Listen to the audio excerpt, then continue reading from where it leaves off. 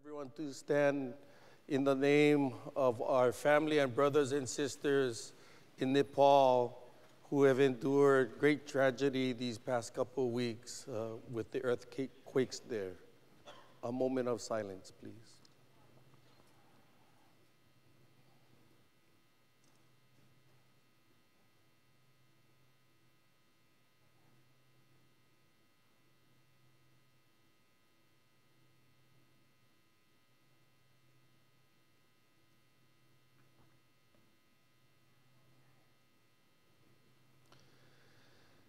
O gani te polo ku melono i te polo i ki polo ke ali i ka po kapu i ho ano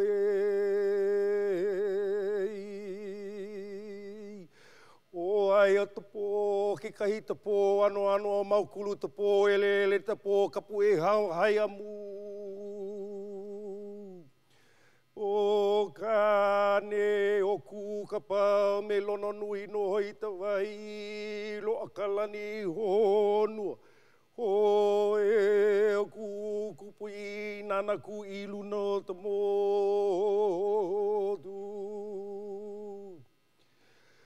o kane po lani o lani makua o ku o te pau ki lani o lono nui maka o waka. Ila malama lo aka lani. Ho o ia o kane kumuhana ka haku ka lani o ho kanaka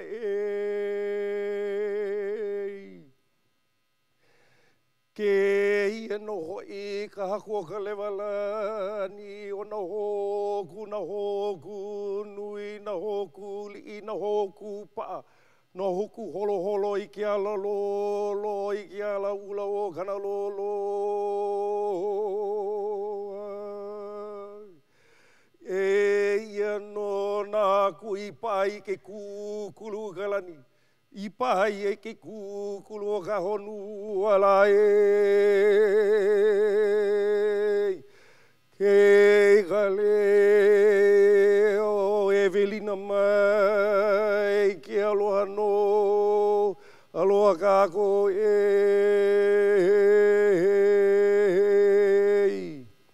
Aloha.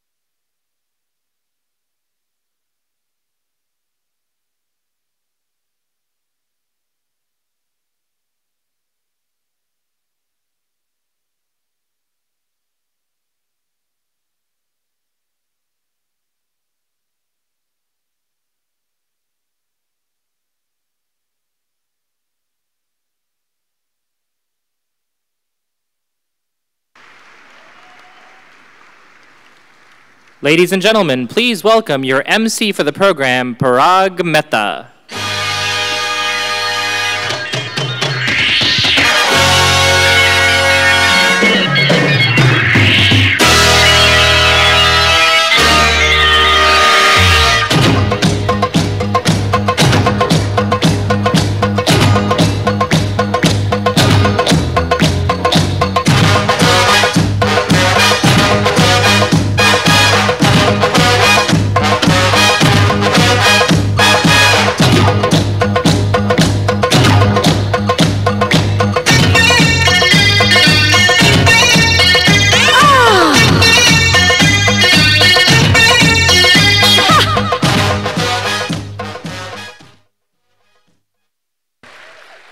Wow.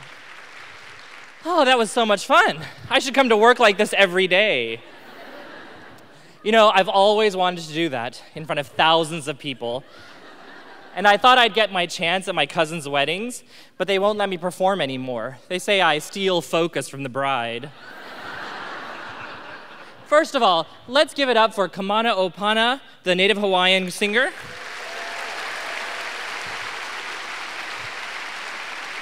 And also to Nen Daiko for that amazing drum performance. Welcome everyone, and happy Asian American and Pacific Islander Heritage Month. You all look wonderful. And if you don't mind, I'd like to take your picture. Yeah, clap for yourself. All right, everybody smile. Let's see if we can do this. Our big group selfie. All right, here we go. All right, smile. Wonderful. Oh, we're doing the wave now. Okay, great. You all look good. Hello. I see a lot of old faces, a lot of new faces, a lot of old Filipinas with new faces. Listen. I want you to know that I ran that joke by the staff, and Jason Tenko approved it. That's Tenko. T-E-N-G-C-O. Well, welcome to the White House Summit on Asian Americans and Pacific Islanders. We gather here today in celebration of AAPI Heritage Month. I decided to wear Indian clothes for the occasion. Yeah. Or as we call it at home, clothes. You know, one of the fun things about Heritage Month is that you can get away with wearing a lot different outfit to work. I get to wear more casual things and no one can judge me. For example, I'm wearing sandals today. My poor feet are finally breathing free after 11 months. And if anybody looks at me askew at the office, I simply say, Heritage Month. You can colonialize and subjugate my feet again in June.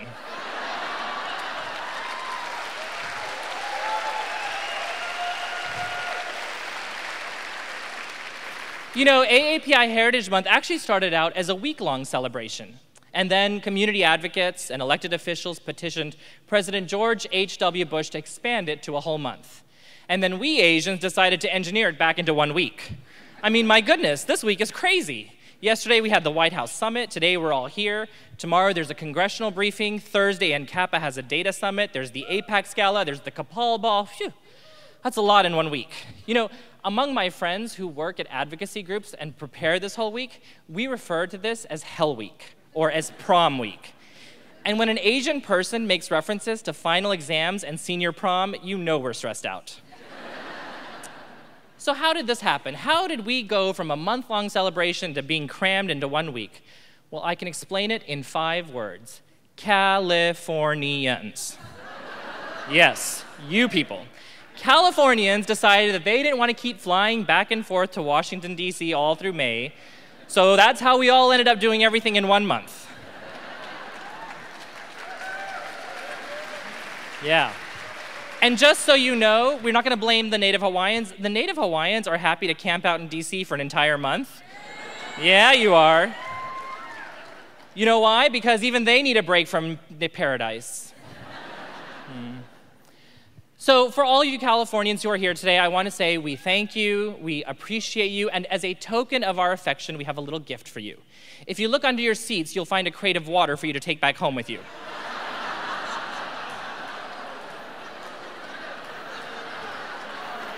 Are you actually looking under your chair? There's no water. speaking of water, I've been drinking a lot more water lately in an attempt to be healthy, but mostly because I started a new job as Chief of Staff to the Surgeon General. Yes. We are all very, very proud of Dr. Vivek Murthy, the first Indian American, the first Asian American to serve as a Surgeon General. Or as my mom likes to say, he does politics and medicine, why can't you? But the stressful thing about working with the Surgeon General is that when we go for lunch together in the cafeteria, he's kind of judgy about what I eat. Just between you and me, I'm starving. I've been eating salads for 3 weeks. But the worst is when I go to get a drink, because obviously I'm not allowed to have soda anymore, and if I go to the sugary fruit juices, that's a no-no too. The other day I reached for a bottle of water and he gave me that judgy look. I said, "What, this is bad for me?" He said, "No, it's just not very Indian of you. $3 for water?" But there is a benefit to working with an Indian American colleague, and that is he pronounces my name authentically. Now, not correctly, but I mean authentically, like the Indian way. So my name at home is Parag. The only thing is our other coworkers have picked up on this, and so now they all want to get in on the action. So last week, I had a Mexican American colleague who was in my office, and for 15 minutes, she was proving that she could roll her R's and say, Parag, Parag. Which is great, except, for 32 years, I've been conditioned to not hear my name said that way during daylight hours. So it does take a little getting used to. Now, speaking of having your name butchered, I want to bring up our first speaker. Kiran Ahuja is the amazing and fearless leader of the White House Initiative on AAPIs.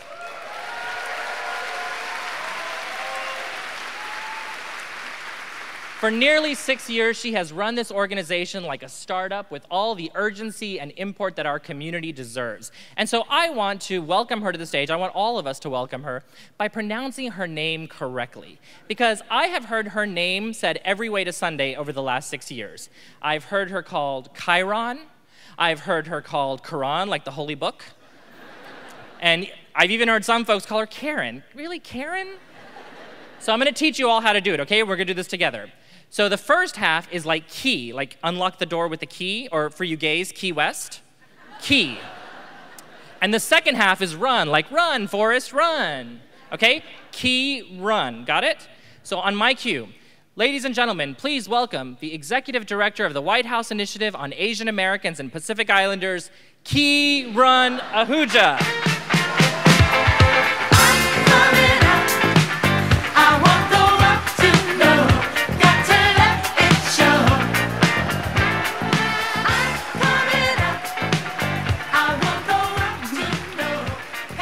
Thank you. How's everybody doing?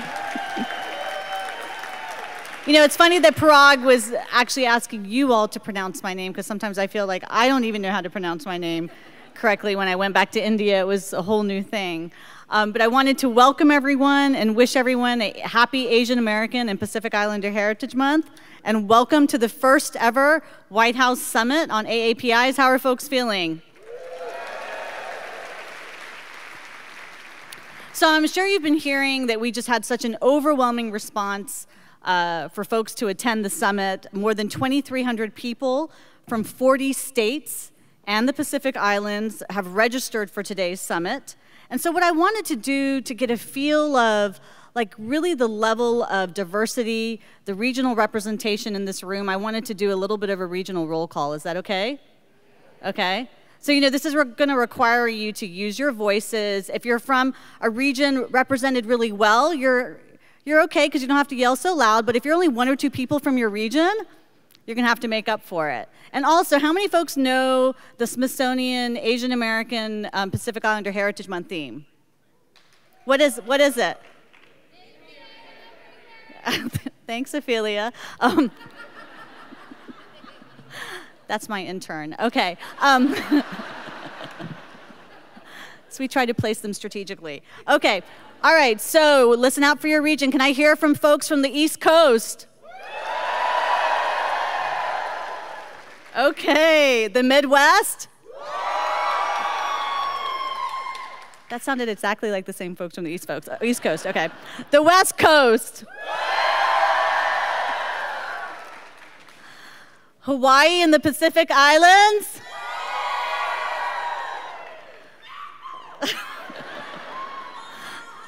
Okay, and this is for folks who's, outside of the country. We want to recognize some of our international visitors. I appreciate it. All right, and not that, I'm from Georgia, so a little bit of preferential treatment here. How about my folks from the South? That is awesome. All right, so as you can see, we have a really, really diverse group, and we have a superstar lineup of more than 50 speakers, 6 cabinet secretaries. That's right, 6. And we've also got a series of artistic presentations sprinkled throughout the program as a way to tell our stories through diverse medium, both music and dance. As we've been trying to put this whole thing together, our staff at the initiative, we like to call ourselves AAPI, have been working really hard planning this summit. And the staff's been joking that this kind of feels like our AAPI wedding. And we joke about that because, it's a once kind of lifetime event where we come together as a family. And look, we even have our own DJ, Les Talusan. But as I was thinking about this, and every wedding needs a wedding planner, so we actually kind of anointed our senior advisor, one of our senior advisors, to be this wedding planner, and he did such a fabulous job. We kind of just gave him a little bit of a promotion. So I wanted to bring him on stage. He's had an amazing tenure with the initiative. He's been on this meteoric rise. So I'd actually like to welcome our new deputy director, Jason Tanko. Yes, please. Won't you come and put it down on me? I'm right here, 'cause I need. So I know what you're thinking. Is he really the deputy director of the initiative? I mean, how old is this kid? So let's just say the Surgeon General's messaging caters to his age demographic. What a sweet welcome. Thank you so much, Karen. No, but it's been really amazing serving with you at the initiative over the past 3 years. And I'm sure a lot of you are wondering, well, what happened to the previous deputy director, Audrey Buring? Well, she actually moved to the other Washington State, to pursue some opportunities. Here's a picture of her and me transitioning before we left. Aww. And here's a picture of me behind her old desk. Truly sad that she had departed.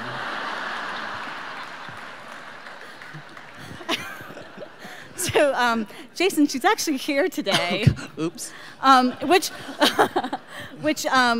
gives me the opportunity to actually thank Audrey Buring for an amazing 5 years with the initiative. So could she please stand? Audrey, where is Audrey? Audrey, she might be backstage. There she is, over there. Too bad the spotlight can't go on her. Woo! Thank you, Audrey.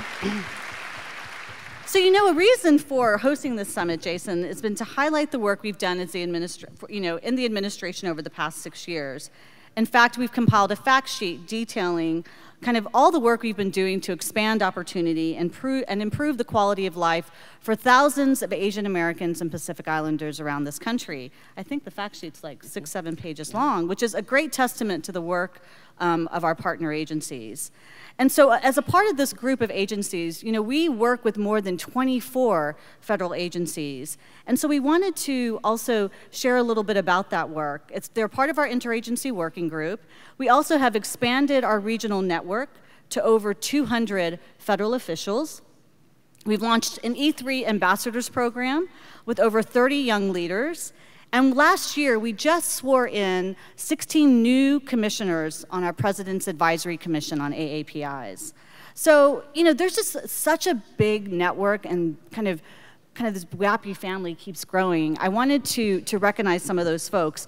So if you served or supported on our interagency working group, done some work with us as a part of your federal agency, you're part of our regional network, you're an E3 ambassador, a current or past commissioner, a WAPI staffer, current or former, or a current or former intern, please stand.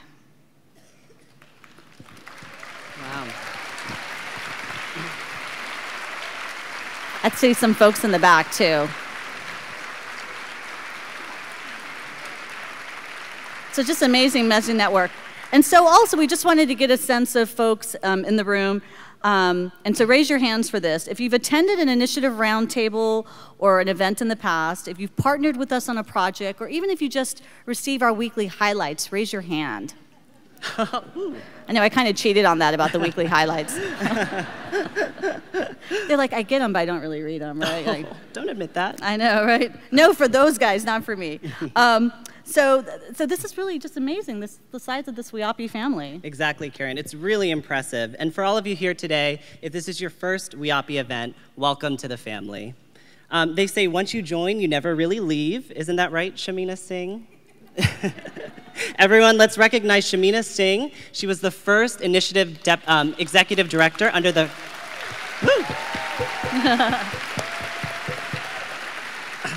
the first WIAPI executive director under the Clinton administration when the initiative first started in 1999, over 15 years ago.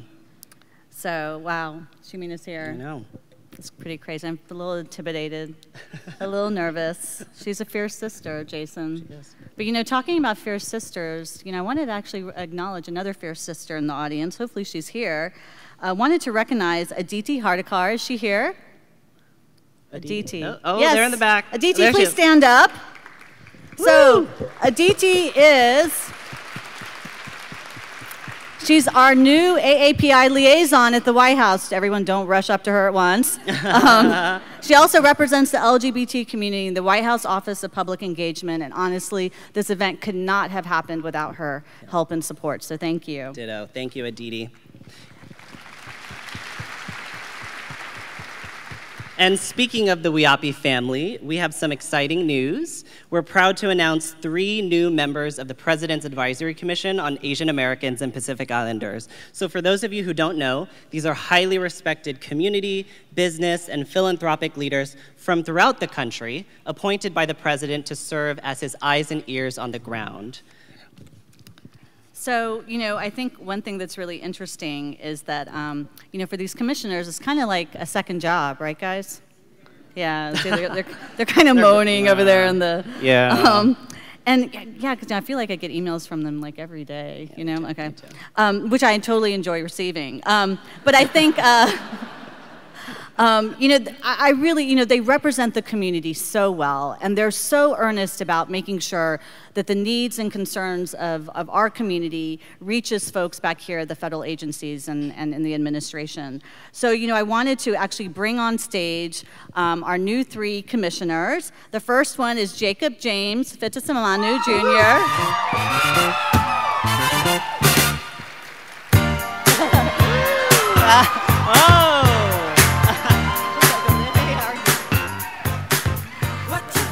Okay, Jacob is, I feel like this is a pageant. Jacob is Outreach Coordinator in the Office of Health Disparities at the Utah Department of Health.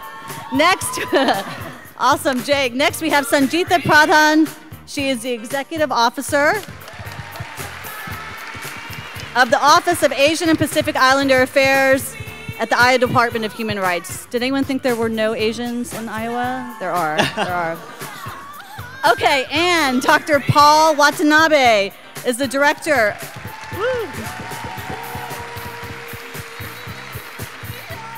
Is the director of the Institute for Asian American Studies and serves as the Associate Professor of Political Science at the University of Massachusetts, Boston. Everyone, please give a round of applause to our 3 new commissioners.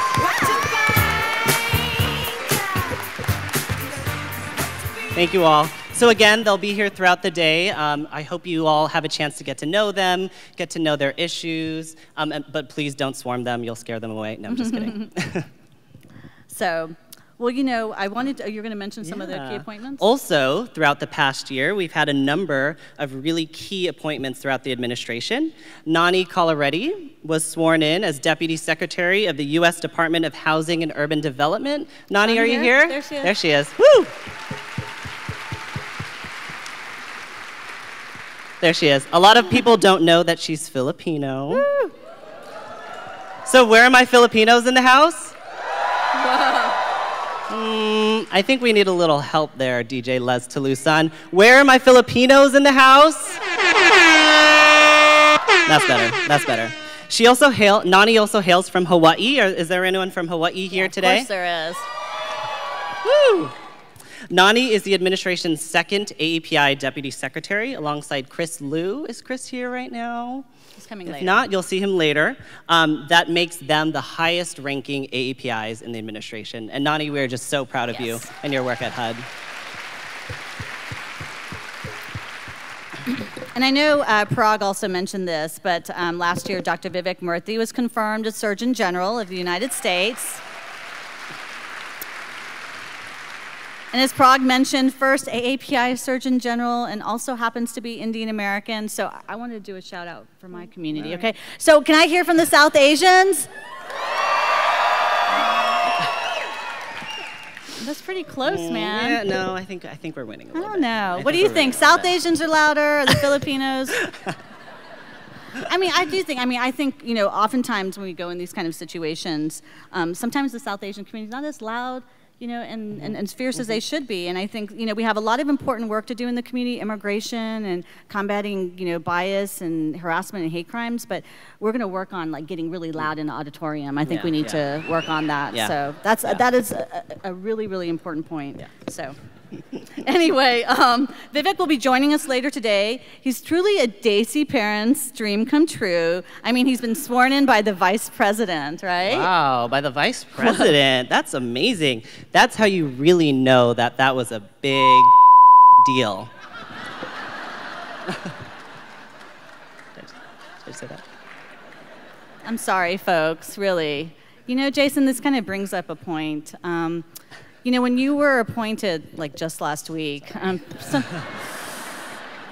some of the people came up to me and asked me, you know, whether things were going to work out given our age difference, you know? You know, Karen, I worry about that too. I really do. I do worry about that. I mean, I really worry that this role is going to age me. I mean, here's a picture of you and President Obama only a few years ago, and here's you and the president now.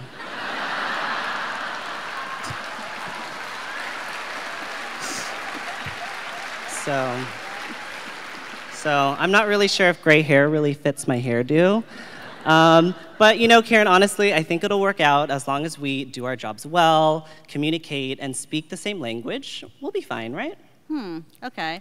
Yeah, I mean, I guess you're right. I mean, you know, this is a broad initiative, and, you know, we have to appeal to a diverse demographic, young and old. You know, remember recently the president hired an anger translator during the White House Correspondents' Dinner? So, you know, I was thinking, you know, maybe part of this job, and especially for this event, you could be my youth translator. You want to, what do you think? Yeah, sure, why not? Okay, all right, so, are you ready? All right. Okay, all right.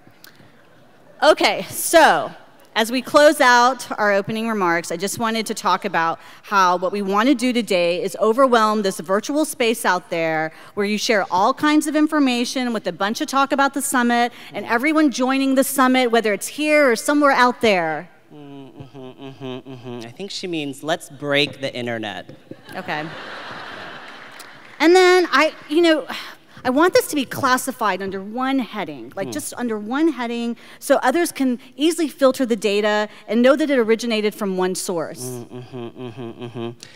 Tweet using hashtag AAPI Summit. Yeah, okay. And then I was thinking we could, you know, be really great if all this information was spread from like one person to another like wildfire and everyone was liking it and, you know, posting stuff, something like that. Let's go viral on Facebook. Okay.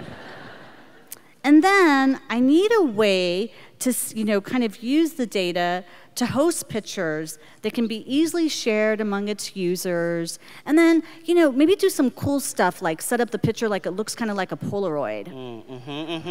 Instagram it. Ah. Okay. And then, you know how everyone is like, rather than like pointing the camera outside, they're always pointing it at themselves and like, you know, taking pictures of themselves or somebody else and then, you know, posting those pictures and then distributing it on the web. Yeah, something like that. Take a selfie. Okay, well, I think, you know what? I think the youth translator thing might work out well. But you know what? Speaking of selfies, I do have a little bit of a bone to pick with you, Mr. Deputy Director. Ooh, oh no, I'm in trouble again.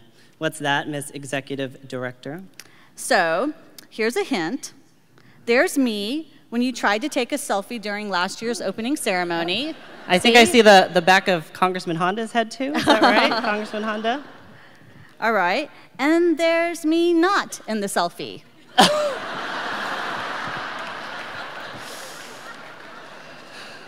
Wow. That's pretty bad. Just don't know what to say.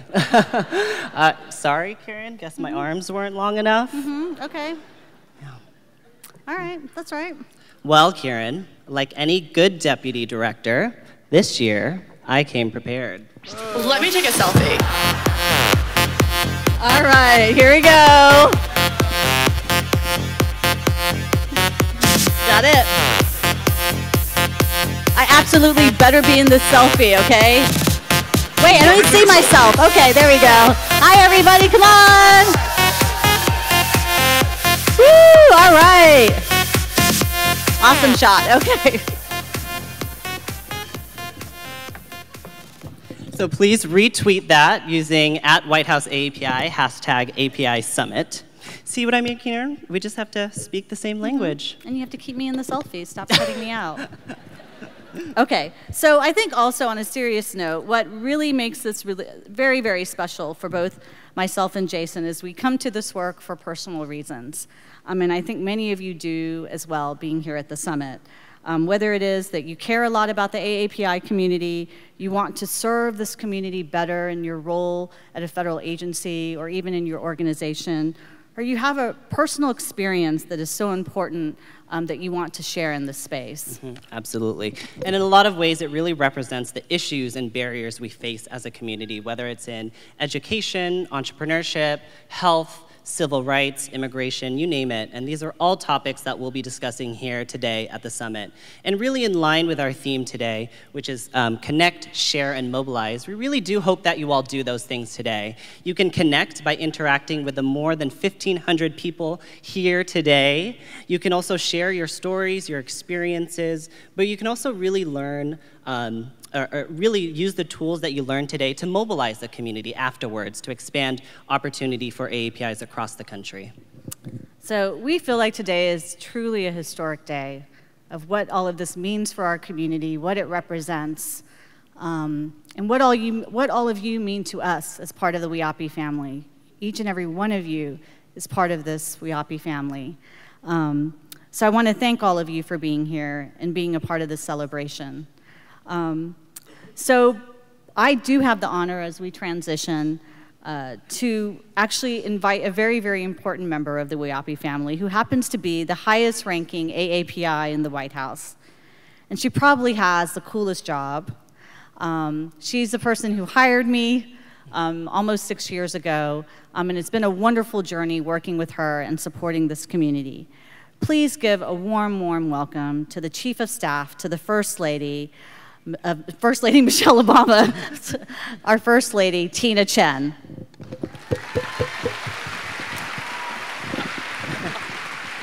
You guys are great. Well, you guys look amazing, I have to say. And thank you, Karen. Thank you, Jason. Thanks, Parag. I mean, who said Asians aren't funny? It's like amazing.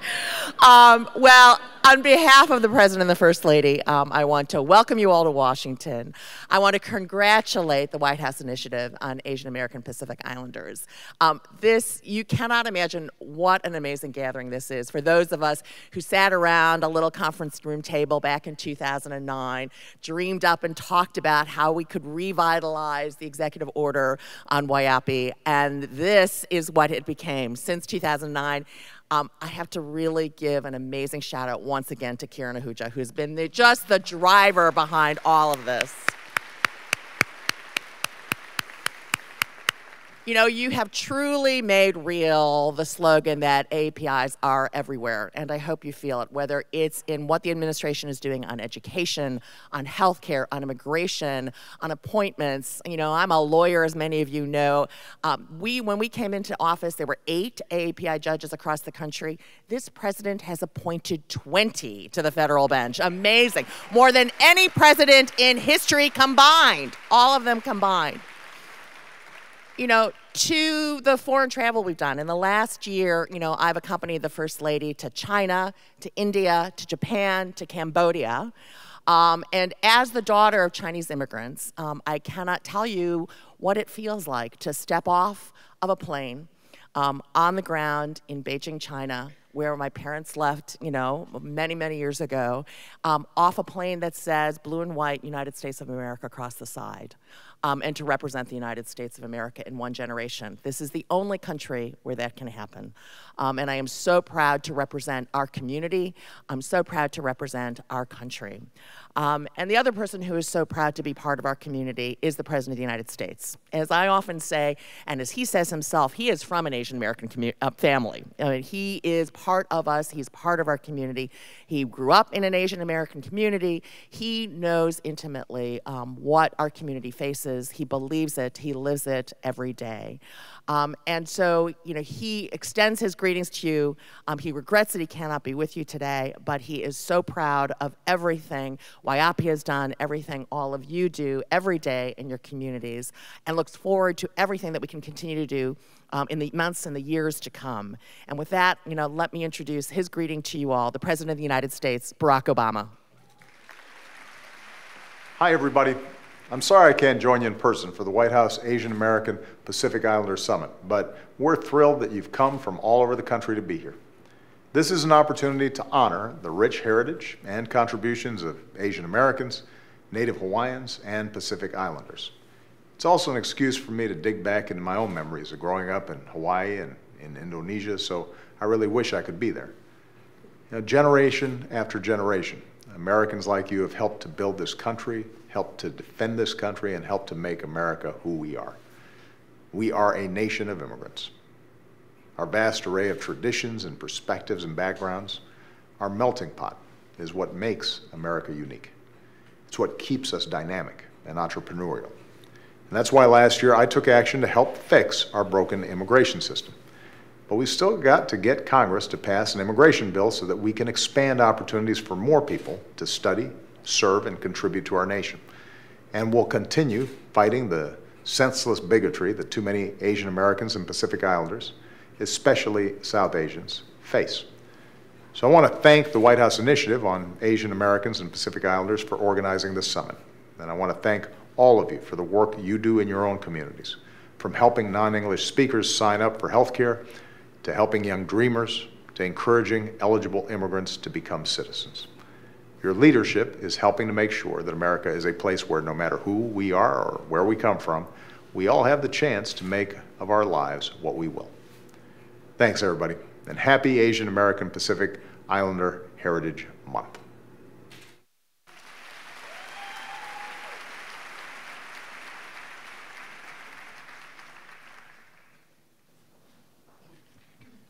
Ladies and gentlemen, please welcome the chair of the Congressional Asian Pacific American Caucus, Congresswoman Judy Chu.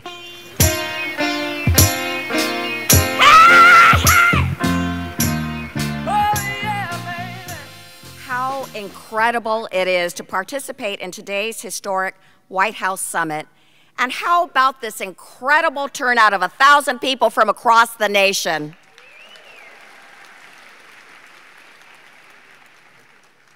I want to thank the White House Initiative on Asian Americans and Pacific Islanders for putting together this first ever historic summit to shed light on major policy issues of significance to our API communities and to showcase the tremendous talent of APIs in every sphere of American life. You know, there was a time when Asian Americans and Pacific Islanders were so invisible in the U.S. Capitol that if you saw one walking down the hall, you just had to turn around and look. It was so unusual. But how different things are today. Today, AAPIs are the fastest growing population in this nation. Today, AAPIs are everything from CEOs in corporations to NBA basketball stars. Today, the Congressional Asian Pacific American Caucus has grown to its largest numbers ever. CAPAC is now 48 members strong, with 14 of them being API members of Congress. It's a historic high. Today, CAPAC advocates for issues of importance to our diverse API communities from across the nation. And our presence shows that when AAPIs have a seat at the table where the decisions are being made, we can make a difference. We can make a difference in breaking the glass ceiling in federal government. When we as CAPAC met with President Obama and the White House, we continuously advocated for API appointments, not only at the highest levels in the cabinet, but also in the federal court and in the pipeline that leads to those top appointments. And I'm so happy to say that the president responded. For decades, there were few API federal judges. But in the last 6 years, because of President Obama, we've gone from 8 to 26, more than triple the number. This includes the groundbreaking appointment of Sri Srinivasan to the DC Federal Court, which is so important because this is the court from which many Supreme Court justices have come from. Now, I've seen that U.S. Supreme Court with women, an African American, and a Hispanic. Wouldn't it be great to finally have an Asian American on the U.S. Supreme Court?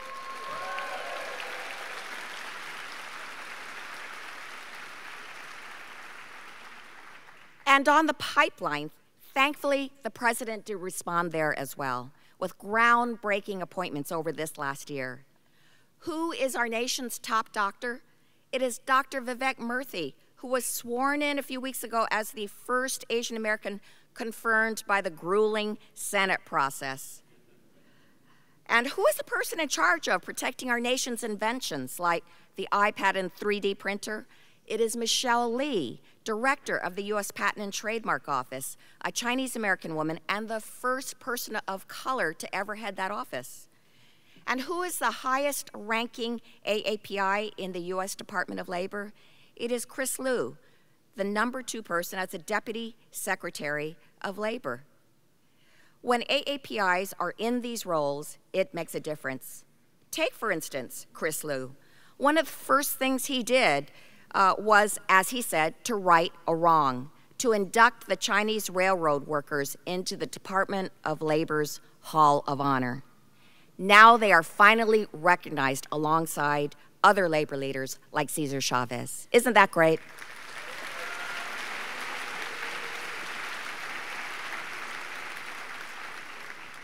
Now, in this opening panel, you will hear reflections about where APIs have come from with regard to the historic policies of this country. Now, I remember hearing about Congressmember Mike Honda being taken as a child to an internment camp. He was born in California, but raised in this prison camp because the president and the Congress of this country took 120,000 Japanese Americans during World War II and accused them of espionage, taking them all to desolate parts of the country where guns were pointed in at them like they were criminals, causing them to lose everything that they owned. But today, we know that not a single act of espionage was ever proven. This injustice reminded me about my own family's history. My grandfather came here at the turn of the century. It was when the Congress passed the Chinese Exclusion Act of 1882, which deprived the Chinese of being naturalized citizens so that they could not vote and that they could not immigrate. And this lasted for 60 long years. It caused a plethora of laws at the time that meant that my grandfather could not own land, nor could be hired in any corporation, and if found without his papers, could be deported at any time, even though all of his family was here. And yet today, Mike Honda and I are members of Congress.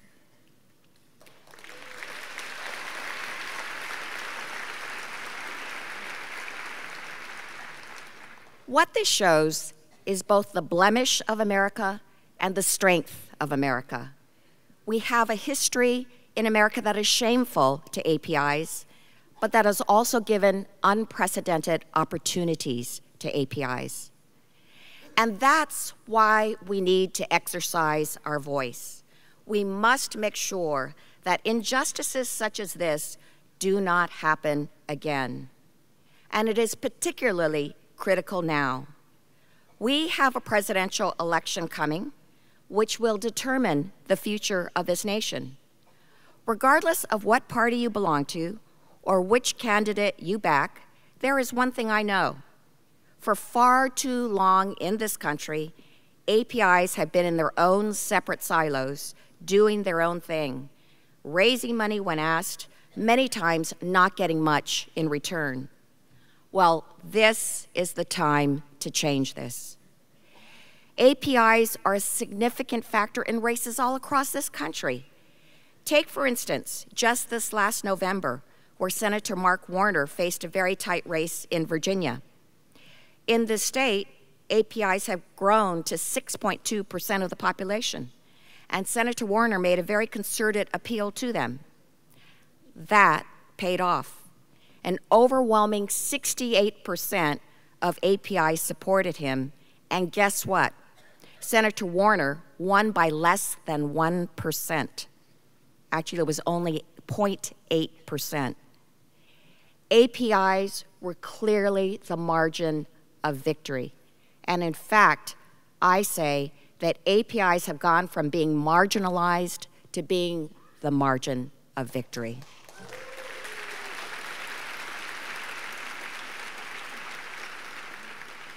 So today, with the rising leadership as represented by all of you here today, we have an opportunity to unite our voices. We have the opportunity to all say together that we want more APIs appointed to high-level positions, including the cabinet, where we have none today. We have the opportunity to say that we want API needs met in health, in education, in business.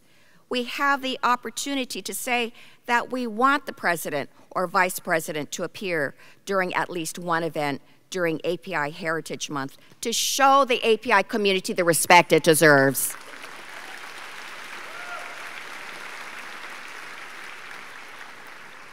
We have the opportunity to not be second-class citizens and to be treated like the full-fledged contributors to the society that we are.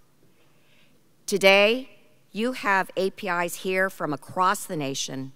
Let's work together to carry on the momentum of today's historic summit. Let's make sure that together, as a united voice, we make a difference in improving the lives of APIs for generations to come. And with that, I would like to introduce Joy Chen, who will be moderating today's panel. Joy is the anchor of America Tonight, Al Jazeera's America's flagship current affairs show.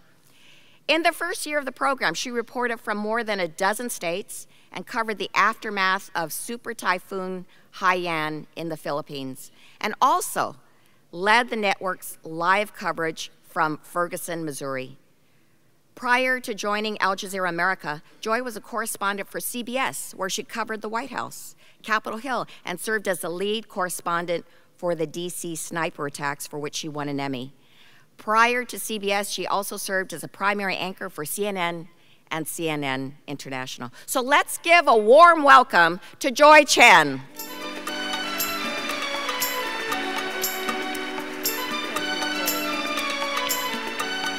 Good morning, everyone. Wow, we've got great, smart women who are going to come out here and talk with us, so I want to move that right into place. Let's ask our panel to please come up on stage. Karen, Michelle, Jin, Minnie, and I can introduce them all to you. Woo! These are some fierce females. Can I use this microphone? I'll use this one. Am I here? All right, terrific. Thank you, guys. Thank you all for being here, for the conversation we'd like to have, for the opportunity for us who so often in our communities feel that we haven't been heard. This is the opportunity to hear and be heard, and we want to really take advantage of this. You will notice that there's some very fabulous females here leading the charge today. And for those of you who haven't met them all, I want to just have a quick introduction of who everyone is here. Karen Narasaki is here with us. Many of you know the important work she's done in justice issues for so many years. I'm not saying that you're... Yes, you are. Okay. For many years, beginning when she was a very, very small child, Karen has been leading civil rights issues, and she is currently on the Commission on Civil Rights. Wait, we're out of order here. Michelle is also with us. She is President and CEO for the Council of Native Hawaiian Advancement. They have some very specific issues to the Hawaiian community. Also with us is Ai Jin Pu, who is not only an activist for the rights of low-wage workers in the National Domestic Workers Alliance, but she is also our certified genius here. She is the winner of the 2014 MacArthur Genius Foundation grant. And really, that speaks to the work that she's done and the important issues that she's put on the table here with us. As well, Minnie Timraju, whom many of you may know because her organization is the umbrella to a lot of other organizations and brings them all together, the National Council of Asian Pacific Americans. You know, one of the things I find hardest in our community is all the acronyms for all. But that's another issue for another day. I want to start because I've made mention of the fact that you are women leaders. How you bring your identity into play as leaders in this community and on the important issues you brought forward. Karen, I'll start with you. Sure. I think that it's made me much more willing to look at all the intersectional issues that we bring to the table. I'm not just Asian American, I'm not just Japanese American and a woman. I care about what's going on with LGBTQ communities, with people with disabilities, age, religion, all of the intersections that we bring to the table. And I think women are much more likely to do that because they see the intersections in their own lives. Yeah, what do you think, Michelle? I would agree, and I would also add to that sometimes it's the unspoken reality of being a woman doing work in this world, that we have to try harder. We're not bemoaning, we're not complaining about it, but we're very committed and we persevere. I'm going to borrow from President Obama. Karen alluded to it, and Jason, in saying he had a bucket list. The word, not a bucket list, a word that rhymed with bucket. So I'm thinking of a word that rhymes with witches. And witches get stuff done.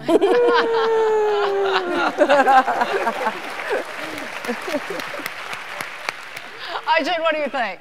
Well, in our movement, we always talk about how when you look at the world through the eyes of women, you often see things much more clearly and completely. Both the problems, but also the potential solutions. So not only connecting the dots across issues, but with all the many hats that we wear as caregivers, as workers, as leaders, as teachers, the many, many hats that we wear give us a really unique perspective that allows us to see strategies and solutions that connect the dots as well. Yeah, and Minnie, you know, the thing that strikes me here is not that we're discriminating against men, but we are saying... No, never. But we are saying that we have an opportunity here to take advantage of what is in each of our identities, because there are many things that each of us bring to the table, and one of them is women in leadership. In your organization, you are dealing with an umbrella of organizations, some with some disparate interests and agendas. So, I mean, to answer the first question, for me, I think all the points made today were incredibly relevant to being a woman leader.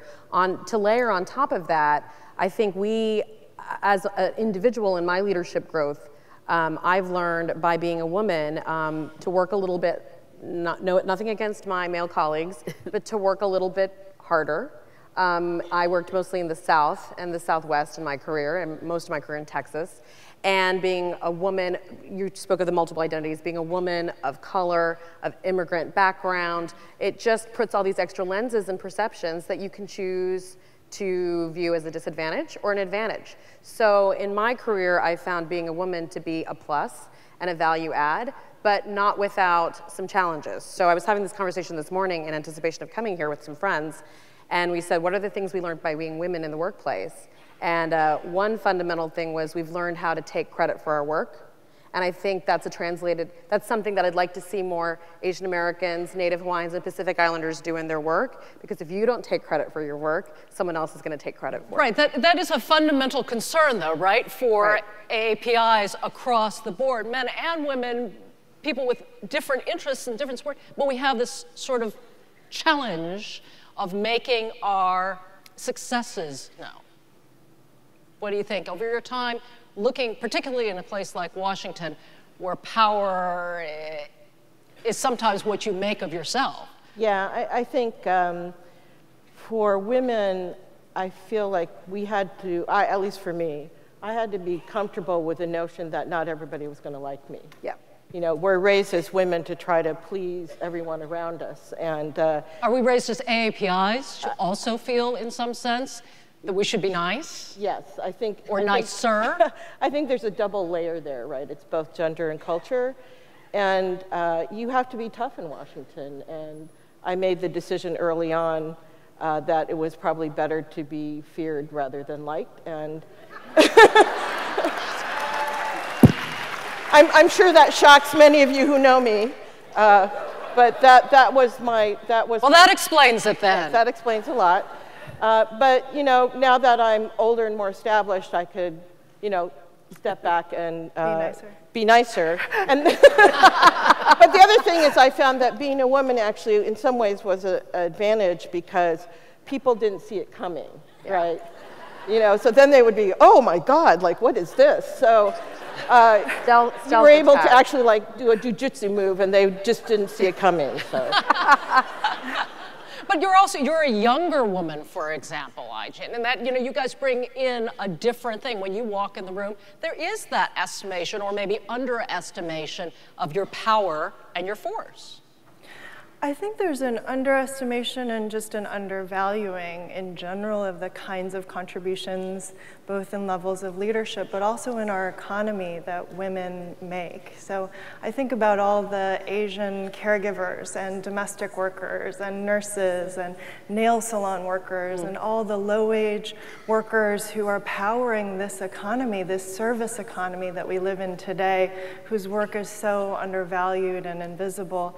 And they're innovating the future of the economy. They're innovating new ways of organizing and advocating for our rights and sharing our voice and asserting our dignity in a very unequal economy. And so I think that both in terms of our contributions and our kind of specific ways of leading and innovating, a lot of that is unseen and undervalued, but really it's the future when we think about it. Do you also have the sense, though, that in the larger community there is a misinterpretation of where we are as AAPIs in the conversation? That is to say, is employment, low wage, is that really an Asian issue? I mean, this is not your problem, is it? I mean, I absolutely think that there are misconceptions across the board and ways in which our presence and visibility and leadership and contributions have not been seen over many, many years. I mean, I was just reading the history of the Chinese American railroad workers in the 1860s, an incredible feat of engineering that made the transcontinental railroad possible. Over 12,000 Asian workers, and that even before the Chinese Exclusion Act, that happened, and that work was really erased. And how is that continuing to happen today in this service economy? And how do we see it as part of our role as this generation of Asian American leaders to really transform that and really position Asians as protagonists, shaping the future, innovating the future in every aspect of the economy and this democracy? Michelle, I want to be honest about this. You know, sometimes we're talking about divided interests. Sometimes different communities, even in the Hawaiian community, you have members of the community who would like to be seen as part of a broader AAPI community, or probably people who think, look, Hawaiian issues are separate issues. Where do we cross that line? Sure. I think that for many years, prior to engagement at a broader level with WIAPI and AAPI communities, that there has always been a notion of this capital AA and a little PI, that where did we fit in this large and broad acronym of AAPI? Where do Hawaiians, Native Hawaiians and Pacific Islanders fit in? And you are correct that for our communities, it has been a difficult existence. It has been tough sometimes to not be seen in the broader community, but I will say that women in leadership roles have made that different. Robin Danner, Lisa Hasegawa, Kiran Ahuja, and Asian American, Native Hawaiian, and Pacific Islanders, women who worked together. We have band together to say that there is no reason that Native Hawaiians and Pacific Islanders should be the little cousin to the AA community. We are the AAPI community, and we're here, and I attribute a lot of those successes and the growth that we see for our Native Hawaiian communities within this broader framework. I give that kudos to many strong and incredible women who have done awesome work at this level. Yay for that.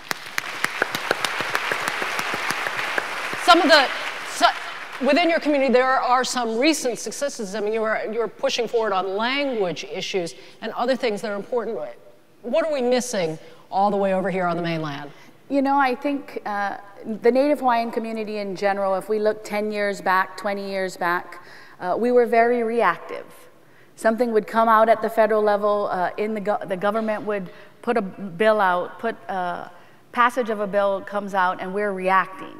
I think, again, the Council for Native Hawaiian Advancement 15 years ago started, similar to MINI and NCAPA, as a membership organization, not unlike the Alaska Federation of Natives or the National Congress of American Indians, working together in cross sectors, housing, health, education, and getting our communities together. So where we were more reactive, I think that the last 15 years in our existence in engaging with the communities ourselves and then engaging at the state and federal level, we've become more proactive, that we've made pivotal change in being reactive to becoming proactive, to making decisions for ourselves, making sure we're here at the table.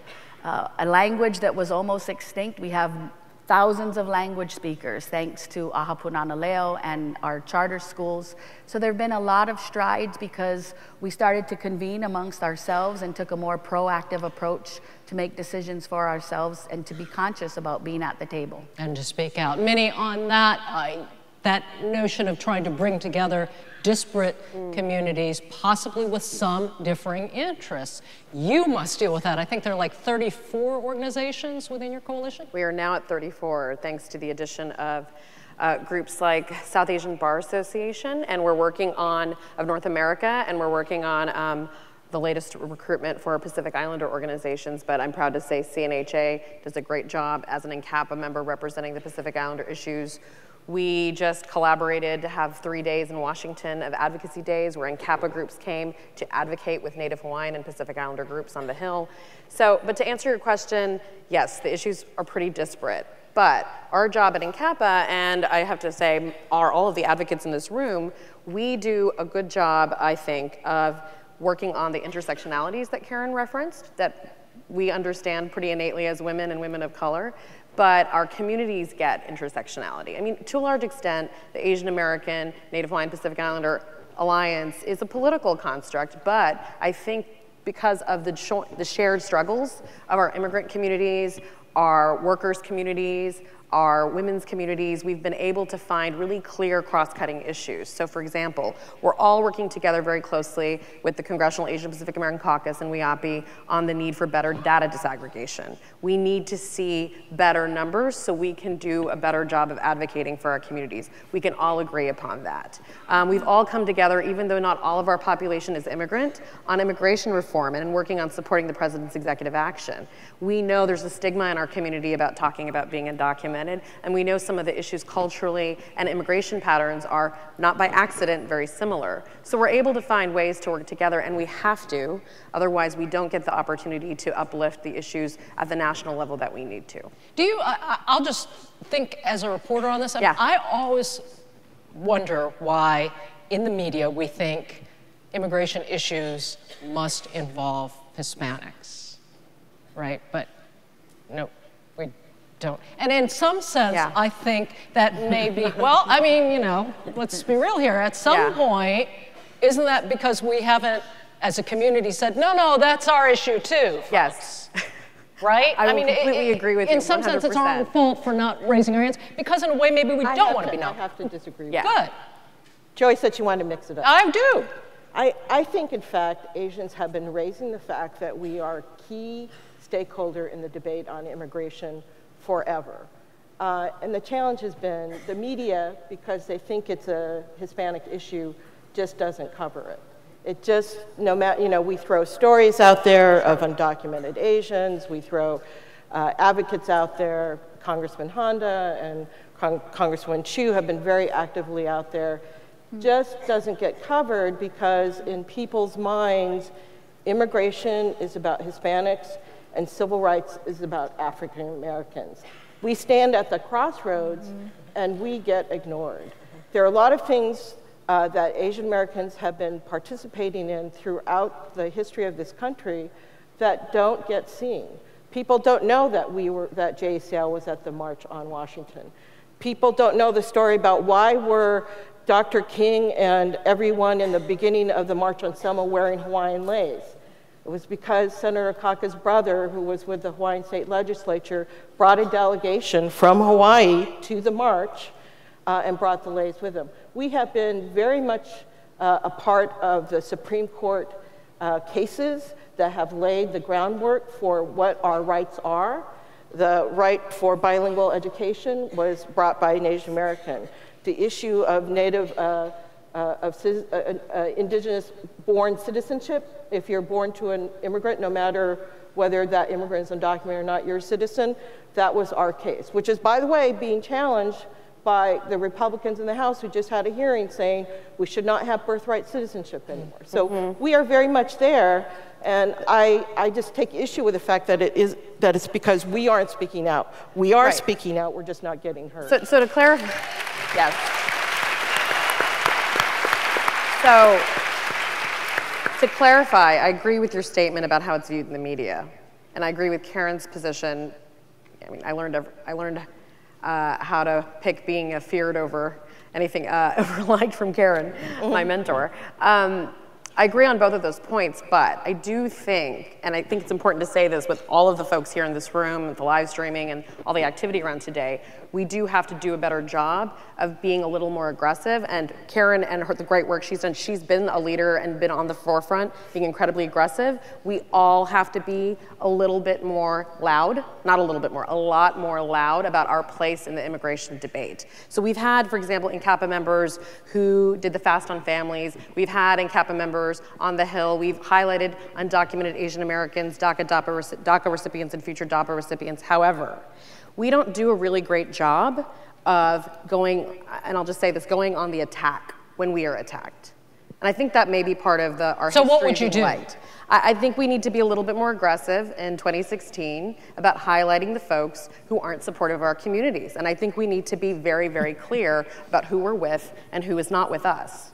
And so you're talking about politically. That's right. Right? That's right. What about in business as well? Absolutely in business. Like, let's talk about what's been happening in Silicon Valley with gender discrimination and the number of Asian American women filing suit. I'd like to see a few more Asian American women file suit. I'd like it not to be a handful of women.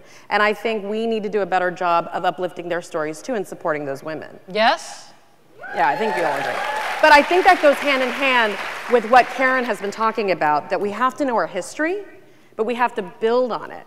And I think it's not enough for this next generation of activists and leaders to point out historical work that we've done, and I mean history meaning like the March on Selma. We also have to talk about what we're doing today in an amplified way. Like our work with Black Lives Matter as allies. We have to do a better job of amplifying that too. And it's happening. You know, I was in Ferguson and I was in Baltimore, and I know because of my Facebook feed and because of my Twitter feed that there were AAPIs involved, but I don't see it crossing out of that media into other platforms. We need your help to help us get there. But there's some places in which you won't ever, I mean, let's face it, you're not ever going to be able to see Selma as something that isn't first an African American issue. right? So there is going to be that. But look, if you've got a situation where right now, I don't know anybody in this country who hasn't read the New York Times manicurists dilemma. And so we're talking, and it's important. And I cannot tell you how many people have said to me, wow, I didn't realize that. Now, of course, somehow I'm supposed to know more about this because I, Because you get manicures. Because I get manicures, apparently.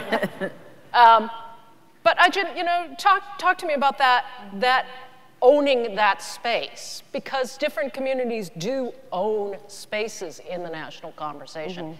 How can we own more space? Well, I think the nail salon piece is a really good example. I just want to recognize the work of the National Asian Pacific American Women's Forum. Woo!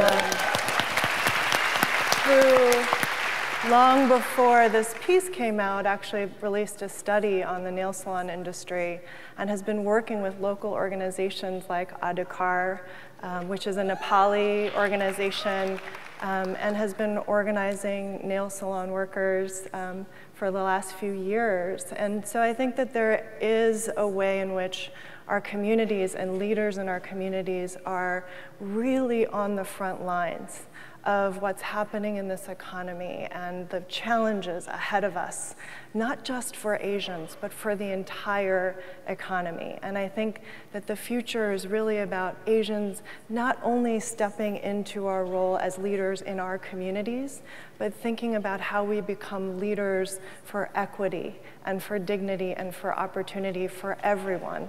And I think that that's what this whole notion of, Asians for Black Lives, because it's actually not just about Black lives. It's about all of us. It's about how healthy this democracy is, how well it works for all of us. And the nail salon workers, the work that our communities are doing on that front is just one example. A lot of people don't know that some of the first organizing in the country of domestic workers happened in the Asian community, in the South Asian community through Saki for South Asian women, Andolan, Workers' Awaz, through the Committee Against Anti-Asian Violence, the Women Workers Project. I mean, these are sort of the foundational places where this organizing and this advocacy and this vision for a different economy and a different democracy started. And we need to build off of that and open up space, lift up those models, lift up those organizations and those leaders in new ways, not just as Asian leaders, but as leaders for how we need to be thinking about the future for all of us. Can I add a footnote? So we've been really privileged to work. NAPOF is a critical member of NCAPA, and they sit on our executive committee, and we've been privileged to work with Adhikar around TPS for Nepal, temporary protected status. But the nail salon story illustrates a really important point about why we need to connect the Washington, D.C. insider-outsider game with the local work. So the governor came out with this sweeping new announcement about how he's going to crack down on nail salons. What that approach does, and I'm being educated about this by the activists with NAPOF on the ground, is it leaves out the community leader, the community activists from the conversation. So we need to do a better job of bringing local advocates and activists into the national policy conversations. They have to be at the table when these regulations and reforms are being made, or they misstep, right? And we've learned that. So we're working with the state, we're working with the governor to try to fix some of this with our colleagues at NAPOF and Adhikar, but we'd rather have been at the table when those decisions were being made. And that's the piece, that's the next step for our community. Let's be at the table when the regulations are being written. So the underlying thing I hear is, how do you grow another generation of Karen Arasakis? How do you grow another generation of people who are willing to get out in front of things, who are willing to take the arrows in their back? And believe me, she's got like a lot of holes in this pink jacket. People have to be willing to do that, but you also have to, as a community, be able to push them forward when they, when they start to hold up their hands. How do you do that? How do you bring another generation forward? I would say exactly what Minnie is saying about engaging locally. How do we prepare our next generation, and what kind of advice do you give them about this work? It's really about, for all of our communities, embracing the good and the bad, taking all of that history, all of what we know for ourselves, not what the media tells us, not what other communities are telling us, not arguing over whose issue it is, embracing all of that for ourselves, what we know to be true. Turning that anger and that frustration of sometimes being invisible or sometimes, why is that not our issue, that's their issue? Taking all of that, embracing all of it and turning it around to be something positive, doing something with it, making change that is different than just looking back to how it was, being proactive to have a different future. And definitely a need to engage with local community organizations and then bring that up to the higher federal level. I'm actually very excited. I think the new generation of leadership that's actually sitting in this audience today is really quite amazing, and something it was hard for me to imagine when I first got to Washington and there were only like 3 of us sitting in a room together, and now we have 36 national groups. We have amazing emerging groups across the country in places like Georgia and Alabama and places, Louisiana, places where there wasn't a voice before. And so I'm very optimistic about where our leadership is going. And they are already coming at the issues with a broader human rights perspective, which is something that I think is important for us to stop thinking in silos about this is worker rights and this is immigrant rights and this is gender rights, but really just talking about, as Aiden said, what are we trying to achieve in terms of making sure that everybody's treated with dignity and respect and has the opportunity to make the most of their lives. And that's, I think, what the younger generation is coming to the table with. And I think a lot of people are working cross-generationally, which is really, really important. A lot of Asian community organizations have youth programs and elder senior programs, and all of these programs working across generationally. I see people like Karen and others who've been in this work for many, many years, mentoring people of all generations, and I don't know where we would be without it. So I think there's a tremendous amount for us in this room to build off of. And I just want to also recognize wonderful Asian leaders in the new labor movement, the Asian Pacific American Labor Alliance, Sarita Gupta of Jobs with Justice, Saru from ROC. I mean, there's so many fantastic Asian leaders in every part of the social justice and progressive movement in this country, and so much to build off of. So I think we're in a moment of transformation and potential in terms of our power as a community. So, Minnie, where will we be in 10 years? Where will we be in 20 years? Oh, wow, that's a tough question. I feel like I got the toughest question, you guys.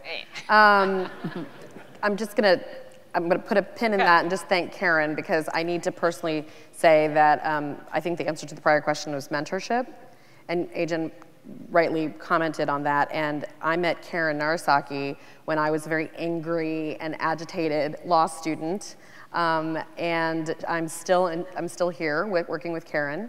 And if it wasn't for her checking in on me every now and then, and the various places I was, Texas, New Hampshire, Tennessee, working on crazy things and saying, when are you gonna come help the community? When are you gonna come back and help the community? I was trying to hire her and she kept rejecting me. She says that, but she kept checking in on me, and she was identifying young people in the field and saying, I wanna cultivate you, I wanna keep you in the movement. And that's how so many of us are still here, and we have to do a better job of doing that with the next generation. Of looking out there and identifying those young And I hope to do as good a job as Karen has done.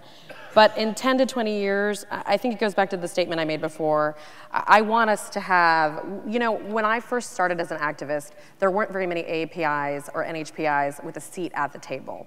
So now when I came to NCAPA, I was really excited. We're invited to the meetings, we're at the table, but going back to an earlier comment, I want us to be inside. I want more AAPIs in the administration at every level. I want us to have more AAPI Hill staffers. When I was the chief of staff on the Hill, I was one of only 3 Asian American women chiefs of staff. That number needs to quadruple for us to really be writing the bills, moving the legislation, and connecting directly to the community. That's where we need to be in 10 to 20 years.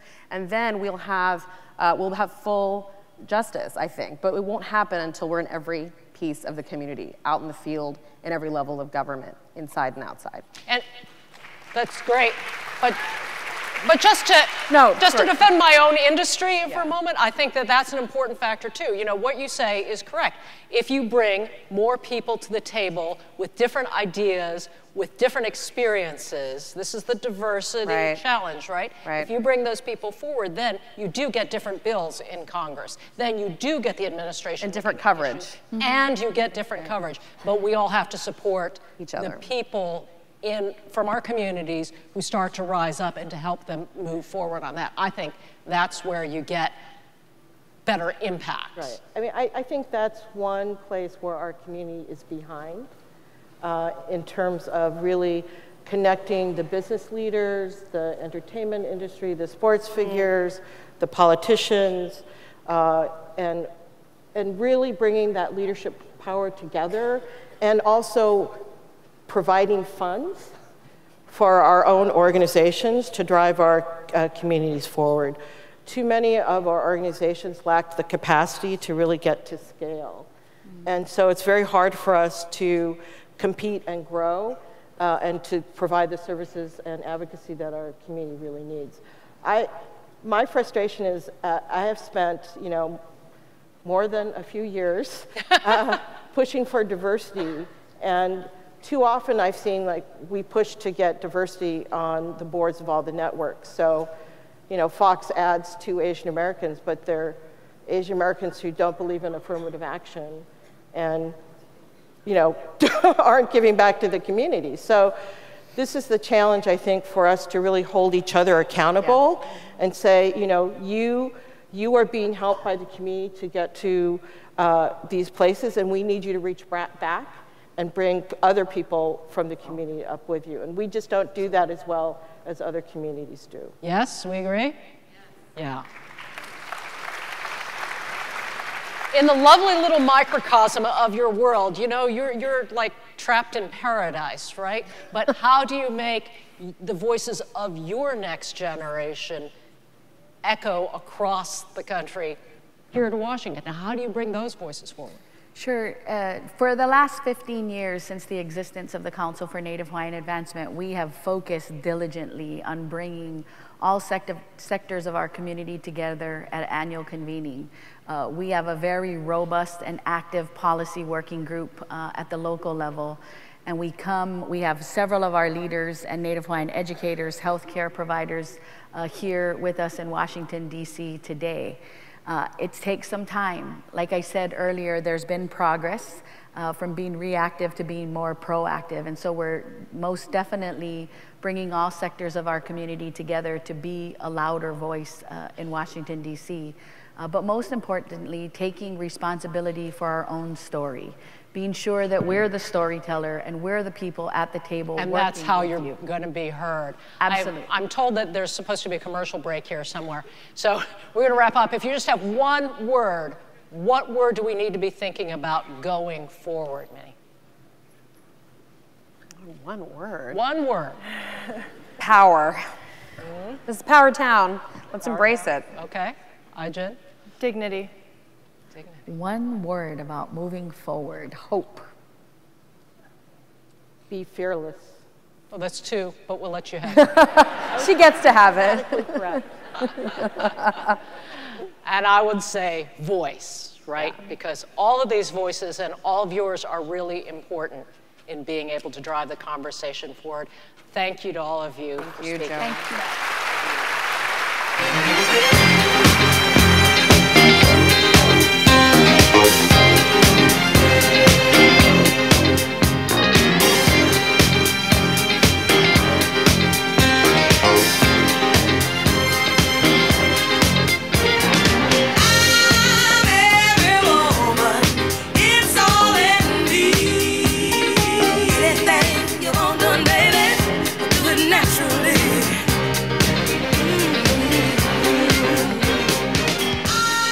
Everyone, wasn't that amazing?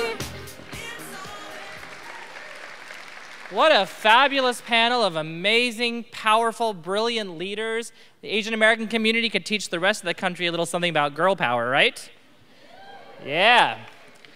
So, first of all, I just love the image of Karen Narasaki as a stealth ninja.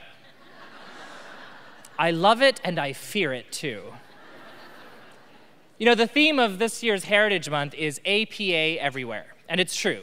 You can find us throughout American history, in every region of the country, in every sector of our society, from Fresno to Ferguson, from fresh off the boat to Fenway Park. It seems like the only place you won't find us is on the primetime lineup at Fox Television.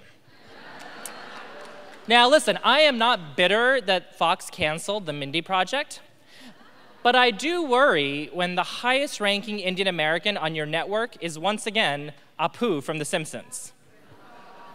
So here, with a short film about APAs everywhere and how we're shaping the country, please check out this video.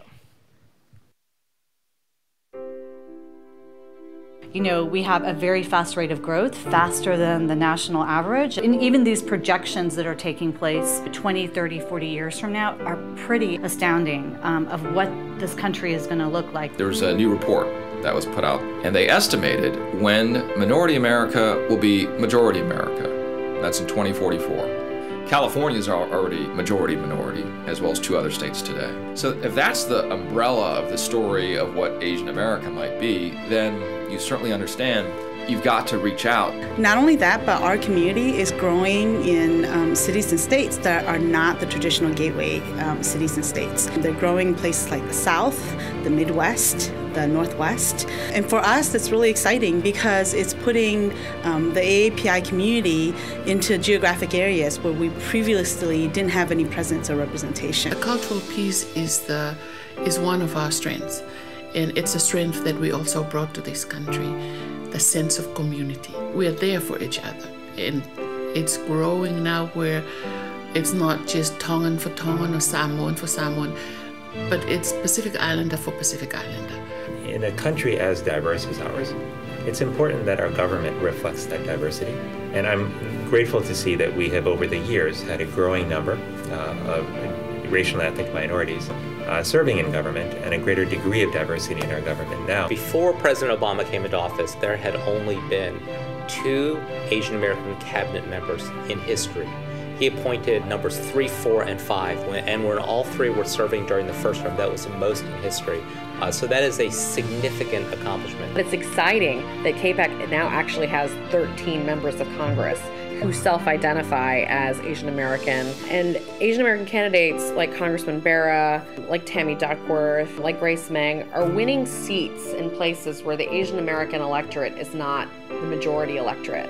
And I am pleased by the fact that I see more and more young people who are interested in careers in government, who want to intern in Washington for the summer, who are interested in law school, who are interested in running for public office. I think there's a significant value in feeling like you are doing something for the greater good, and we do need more young people in government who are energetic and excited and bring that type of energy. I think it's really important for the younger generation to step up because our elders paved the pathway for us to continue their work and their legacy. That's why it's really important for us young ones to step up.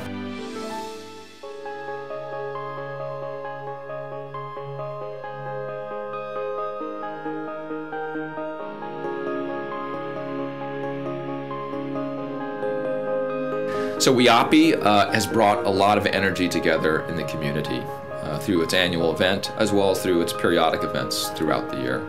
And I think that that has energized a lot of corners in the AAPI community, which is good. I think having the White House initiative is really an acknowledgement to the Asian American community that they are an important group, and that says something. I mean, that says that there is now a place at the table. People will pay attention because this is the voice and the face of a people. And what better way to display that than to have someone that looks like us tell our story. I think the initiative has been able to really be a community voice representing the administration, but giving the community a sense of access to this administration on all issues. Having someone that looks like us at that table, being able to be the voice for us to know who and what Pacific Islanders are and were and are going to be is a big plus. AAPI initiative has been very helpful in calling attention to some of the needs that the community faces when it comes to health, but also a variety of other issues. It's also been very helpful to bring together community leaders to think through how they can play a role in a collaborative fashion in addressing some of these needs. I think one thing I do hope is that we can really meld the two, that those of us who've done really well are very connected to aspects and groups and individuals in our community who are still struggling, who, still seeking to achieve that American dream. And I think that's where the interconnectedness of our community, that's where the strength lies. If we can really build those strong connections.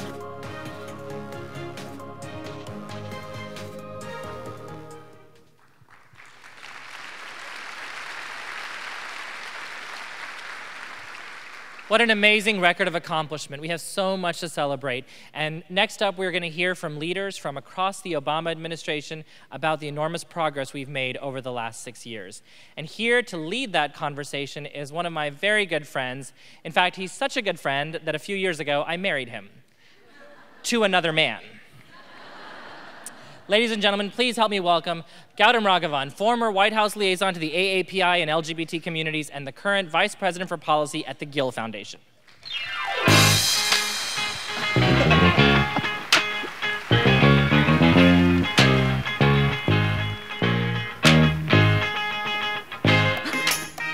So, I love that song, but I was kind of hoping for J-Ho, so maybe you could play me out with that. We could screw the light bulb, pet the dog. Hi, everybody. It is so great to see you this morning. Again, my name is Gautam Raghavan. I'm with the Gill Foundation, one of the nation's largest funders of LGBT civil rights work. And I want to take a moment of special moderator's privilege at the start of this conversation to give a shout out to all the lesbian, gay, bisexual, transgender, queer, questioning folks here in the audience and watching at home. Please give them a round of applause.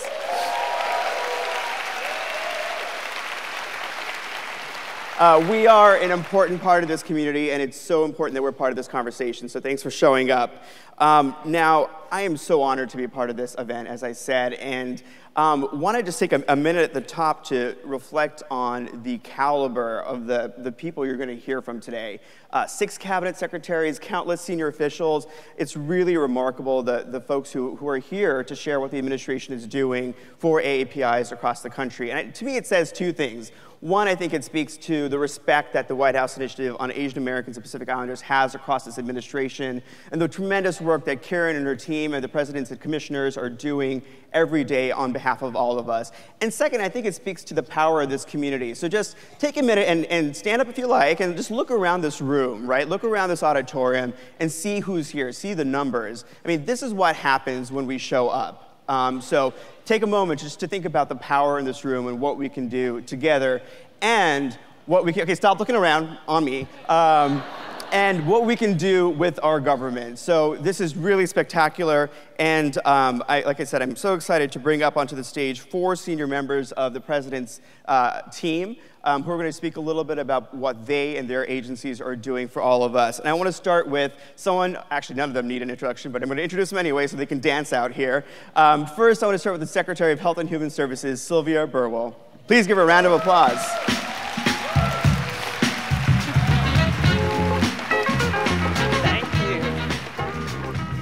And next, I want to invite the Secretary of Housing and Urban Development, Julian Castro.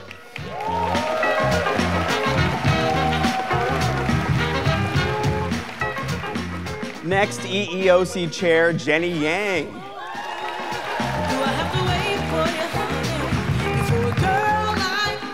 And last but not least, EPA Administrator, Gina McCarthy. Please welcome her to the stage. So good morning to all of you, and thank you for being here, and thank you for your service to our country. We're going to keep this fun and a little fast, and so what we're going to do is alternate between rapid-fire questions that all of you will be invited to answer, and then some specific questions about what you and your agencies are doing. And I want to start with a question that's relevant to where we are right now. We're here on a college campus, so we want the 101 from each of you on what your agency does, because I'm not sure everybody here knows what you all do, and so it'd be really helpful if you give us just a very quick description of what your agency does for Americans around the country. Secretary, can I start with you?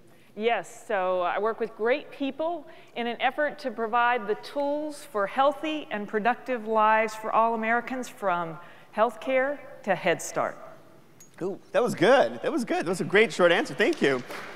Secretary Castro. All right, well, thank you all very much for having me. So we're the Department of Housing and Urban Development, and these days we call ourselves the Department of Opportunity because we see the investments that we make in everything from public housing to housing choice vouchers for folks to go out into the market and be able to afford a decent place to live, to our work to end homelessness, to urban revitalization efforts as a platform for success in people's lives. Great, thank you, sir. Chair Yang. I'm here with the Equal Employment Opportunity Commission. So we do have opportunity in our name. And with our 53 offices around the country, we work to enforce our nation's anti-discrimination laws to ensure that workers are free from discrimination. Thank you, Chair and Administrator. Well, I work at EPA. Our job is to protect public health and the environment. I am delivering on the right to clean air, clean water, healthy land, and a stable climate. As the president puts it, I'm here to save the planet. Good luck.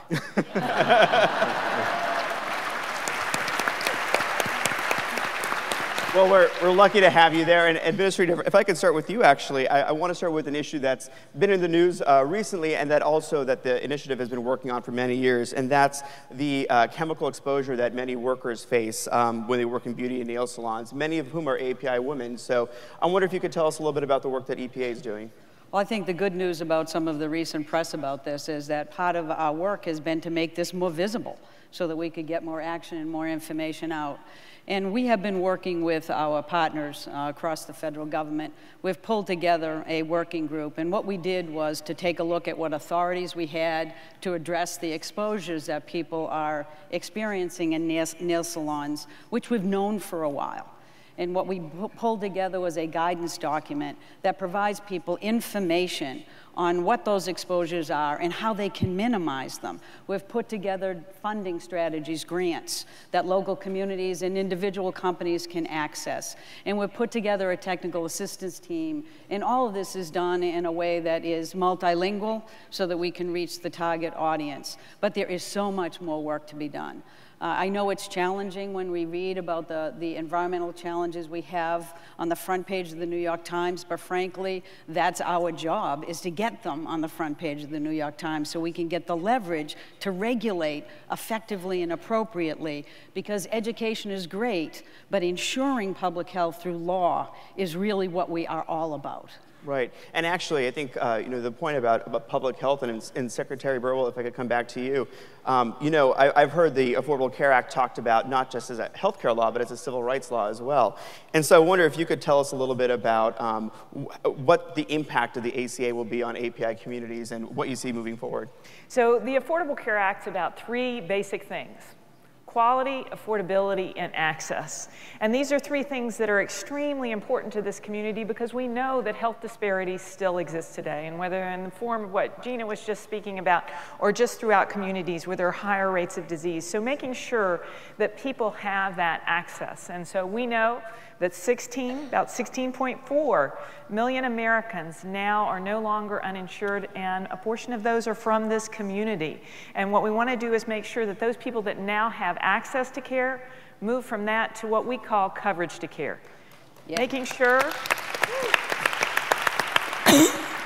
sure that individuals know how to use that care, because many people are insured for the first time. And so we want to make sure that they know how to use that care, how to understand their benefits, how to read their bills, and how to find those tools for healthier lives. And as you mentioned, it is actually a part of our effort, and it connects to our Office of Civil Rights at the Department of Health and Human Services to make sure that there is not discrimination as we implement across this access that we've provided. At the same time, there are efforts across the department with things like Million Hearts to make sure that diseases and conditions that disproportionately affect communities are being worked on through the Center for Disease Control and throughout the entire department. So we're excited about the progress, but we want to make more. There are uninsured out there, and two things I want everybody to leave with today.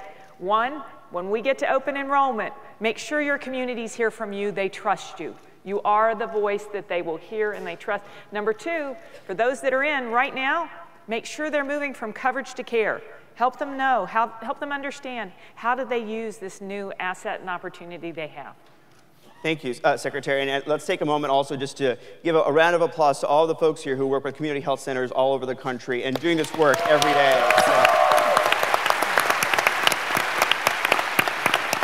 We love our community health centers. We do. So let's talk a little bit about opportunity, because I heard from both of you the word opportunity. And Secretary Castro, it seems, for many of us in this room, the American dream, a part of the American dream is about home ownership. I remember as recent immigrants to this country from India and growing up, and the first time we bought a house and what it meant for my parents and for our family. And my husband and I just bought a house, which was the scariest thing in the world, but we did it. So tell us a little bit about what HUD is doing to make sure that AAPIs and other communities have that opportunity too. Yeah, it's something that we're very, very proud of.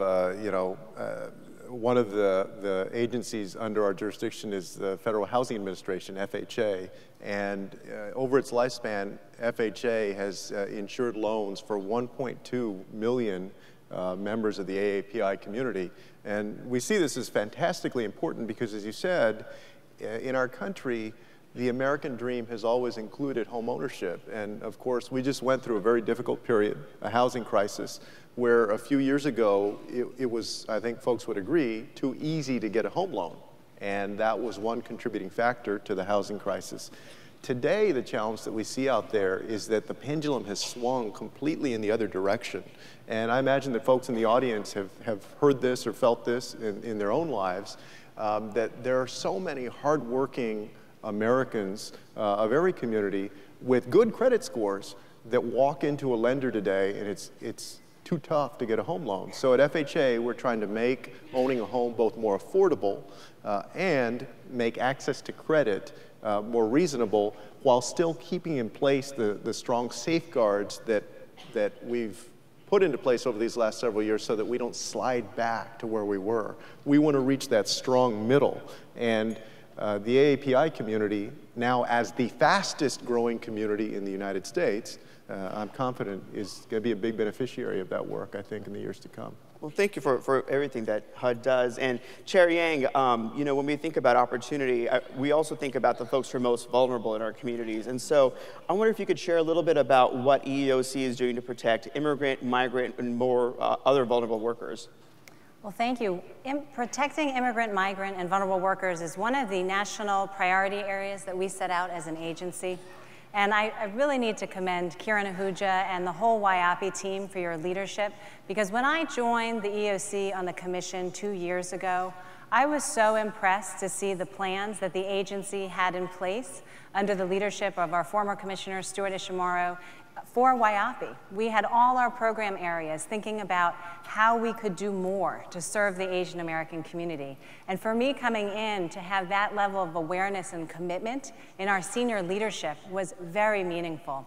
And what we've done since that time is build on that. We're working across the federal government with the Department of Labor, the Department of Justice, and the NLRB to promote workers' rights across our communities. We're advocating sort of a no wrong door policy. People don't always know what agency to go to when they're having a problem, and we want to make sure they're getting to the right place. So one of the things we've done is launch a vulnerable worker outreach project less than a year ago, and we've reached workers in 5 cities so far. And what we do is work closely with community partners, probably many of you in this room, to ensure we're reaching members of the community. We're pooling our resources to bring in interpreters, to translate materials into over 20 Asian languages now. And we are ensuring that people understand what the federal laws provide for protections for workers and where to go and what they can do to address that. And we're also entering into partnerships with embassies, including the Philippines Embassy, to ensure workers who come to this country and may not know where to go, know the resources that we have across the agency. So we have materials on our website right now in 17 Asian languages. So we encourage you to check those out because we need to make sure that the work that we're doing gets out into the community, because we know that often people actually have no idea that we exist and that there are federal laws that protect their rights. Thank you. And the laws and the policies we're talking about, ultimately, to impact people's lives. And so I'd love to hear from all of you, and this doesn't have to be super rapid fire, but I'd love to hear from all of you about an experience you might have had or an engagement with the community or with someone's story that has impacted the way you've thought about the work that you do and how it impacts AAPIs. So any takers for first? Sherry, you want to go first? Sure. So I was talking about these vulnerable worker outreach sessions, and one of the first ones we had in Houston, we worked with Boat People SOS, and one of the leaders of the group, she spent so much time helping us promote the event. She called all her friends, she hung up flyers, she interpreted flyers for us in Vietnamese and found interpreters in other languages that we could hire for the event. And I asked her, how did you get so many people to come out on a weekend? Because I've tried to do this before, and it's really hard. And she said, well, I told them that President Obama wants to hear what you are experiencing at work, and he's sending his senior officials to come out to our community. So you need to be there because this is important. And she got people out, and she said, you know, I wish you all had come out a few months earlier because a woman had come to me for help because she was experiencing sexual harassment at work. And I didn't know what to tell her because I didn't know there were federal laws that protected against it, and I didn't know your agency even existed. And that really struck me because it showed me how important it was that we are getting out and building those ties with newer communities. We had people picking up all the leftover materials we had in Burmese and Nepalese because they had never seen materials from the government in their languages before, and they wanted to get it out in the community. So that's something that's really stuck with me and that is guiding our efforts to really reach more communities across the country. Secretary Castro. Yeah. Let me share kind of my own experience with the Asian American community from my own life. You know, I grew up on the west side of San Antonio, Texas. For those of y'all who have been to, I see we have some folks who have been there, enjoyed the Riverwalk. But I grew up in a community that my high school was probably between 85 and 90% Mexican American. And I have a twin brother, Joaquin, and Joaquin and I got to go to Stanford for college. And as y'all can imagine, that was my first kind of exposure to a broader, diverse world. And at that time, the student body was about 24% Asian American. And so for me, living in the dorms, being on campus, doing everything that you do in college to get to know folks, it was the first time that I got a sense of the great diversity of the Asian American and Pacific Islander community. And I've been reminded of that great diversity in these 9 months as Secretary of HUD, as I've traveled around to about 30 cities now.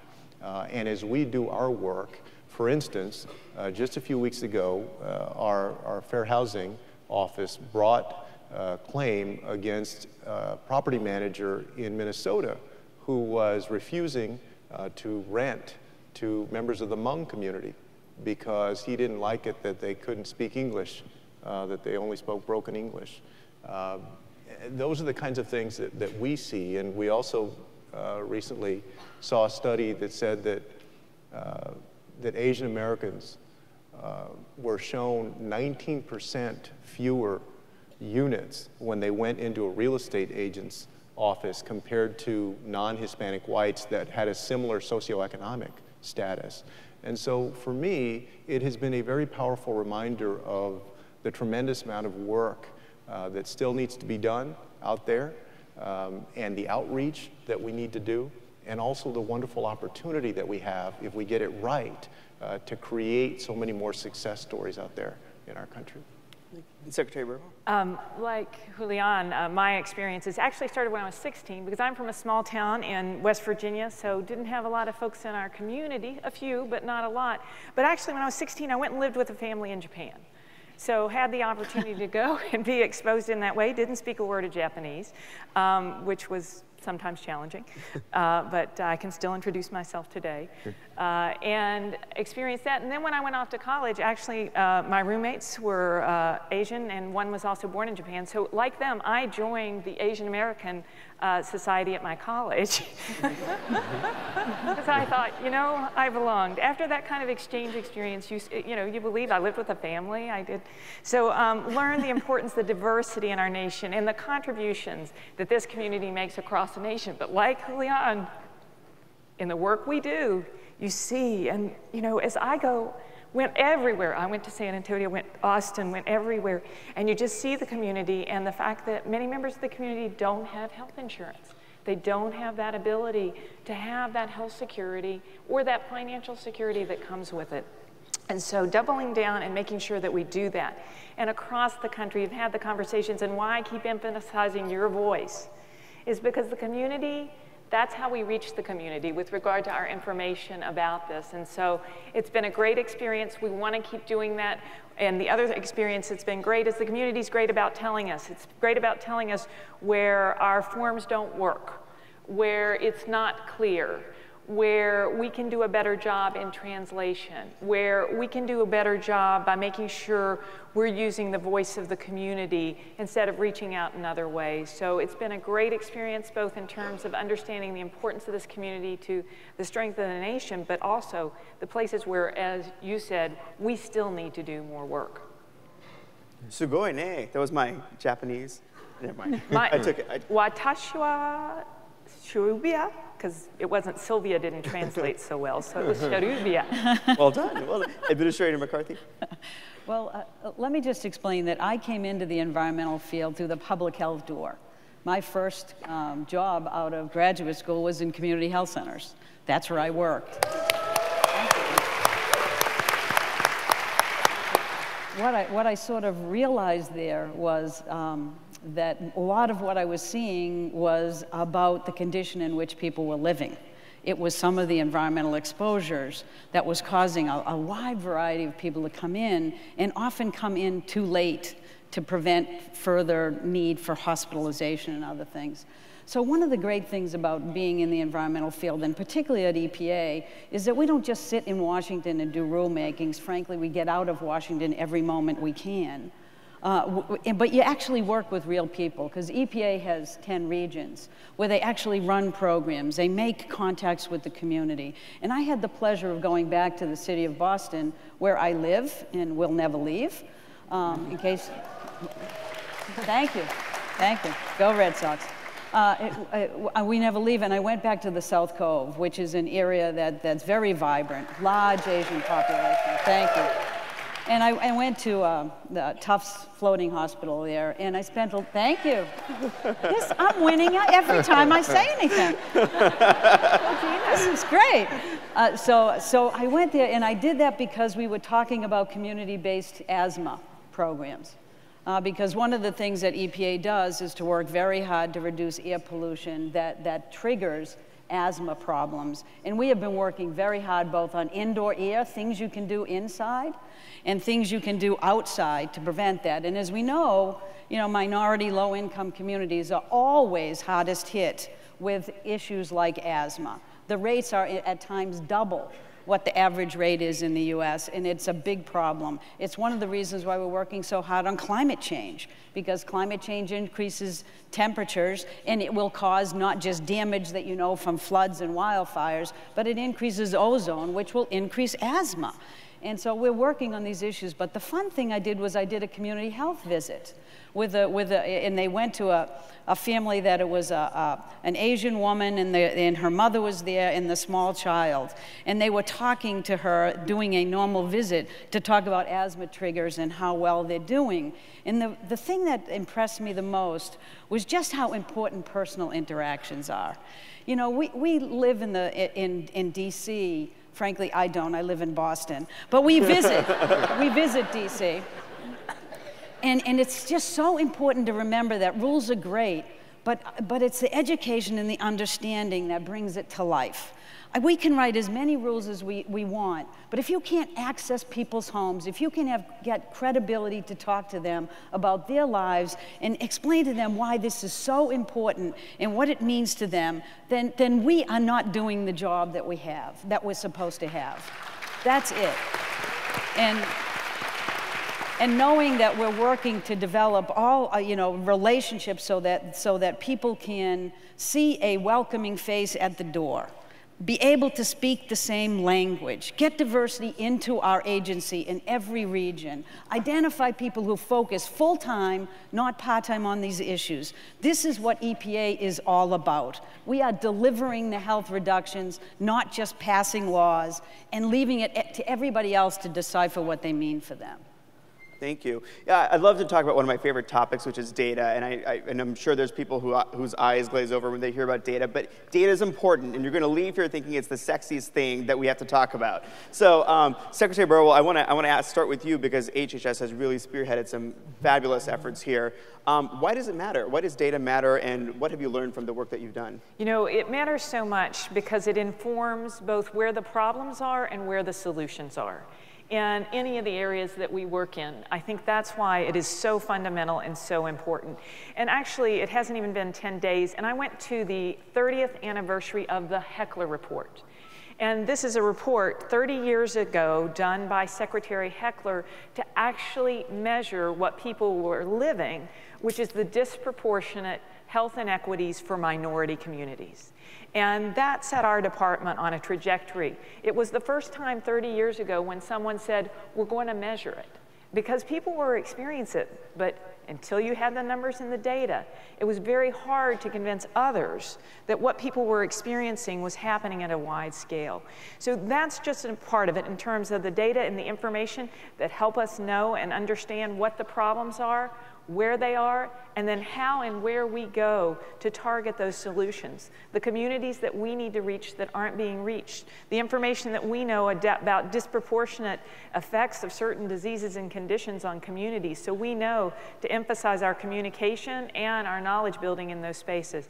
So for us, it's both about figuring out the problem and going and targeting the solution to deliver impact. And Secretary Castro, I know HUD's made some recent commitments to doing more in this space as well. What outcomes are you hoping for? Yeah, well, fundamentally, and I think Sylvia said it very well, what we want to achieve is better service and better results for the folks that we serve. So I'll give you a couple of examples of two things that HUD is up to with regard to the AAPI community that I believe are going to be very, very powerful in helping us to measure how well we're doing and then improve upon it. One is that in 2015, our American Housing Survey, for the first time, is actually going to break down into national origin and category the AAPI community. And you know, I want to really commend our policy development and research team for that, and for folks for ensuring that we're as inclusive as possible. The second is that the president has set a very bold goal to effectively end homelessness by the year 2020, called Opening Doors. And as part of that, of course, we need very accurate, detailed data and an understanding of what's working and what's not. So in 2015, for the first time, our homelessness assessments are going to include a specific category or Asian for the AAPI community so that we can understand that better in our push to end homelessness. Those are two examples. That's wonderful. I want to do a quick rapid fire question here. You've all been on the job now for some time. If you could rewind the clock, what is one piece of advice you would have given yourself on the first day? Administrator McCarthy, do you want to start?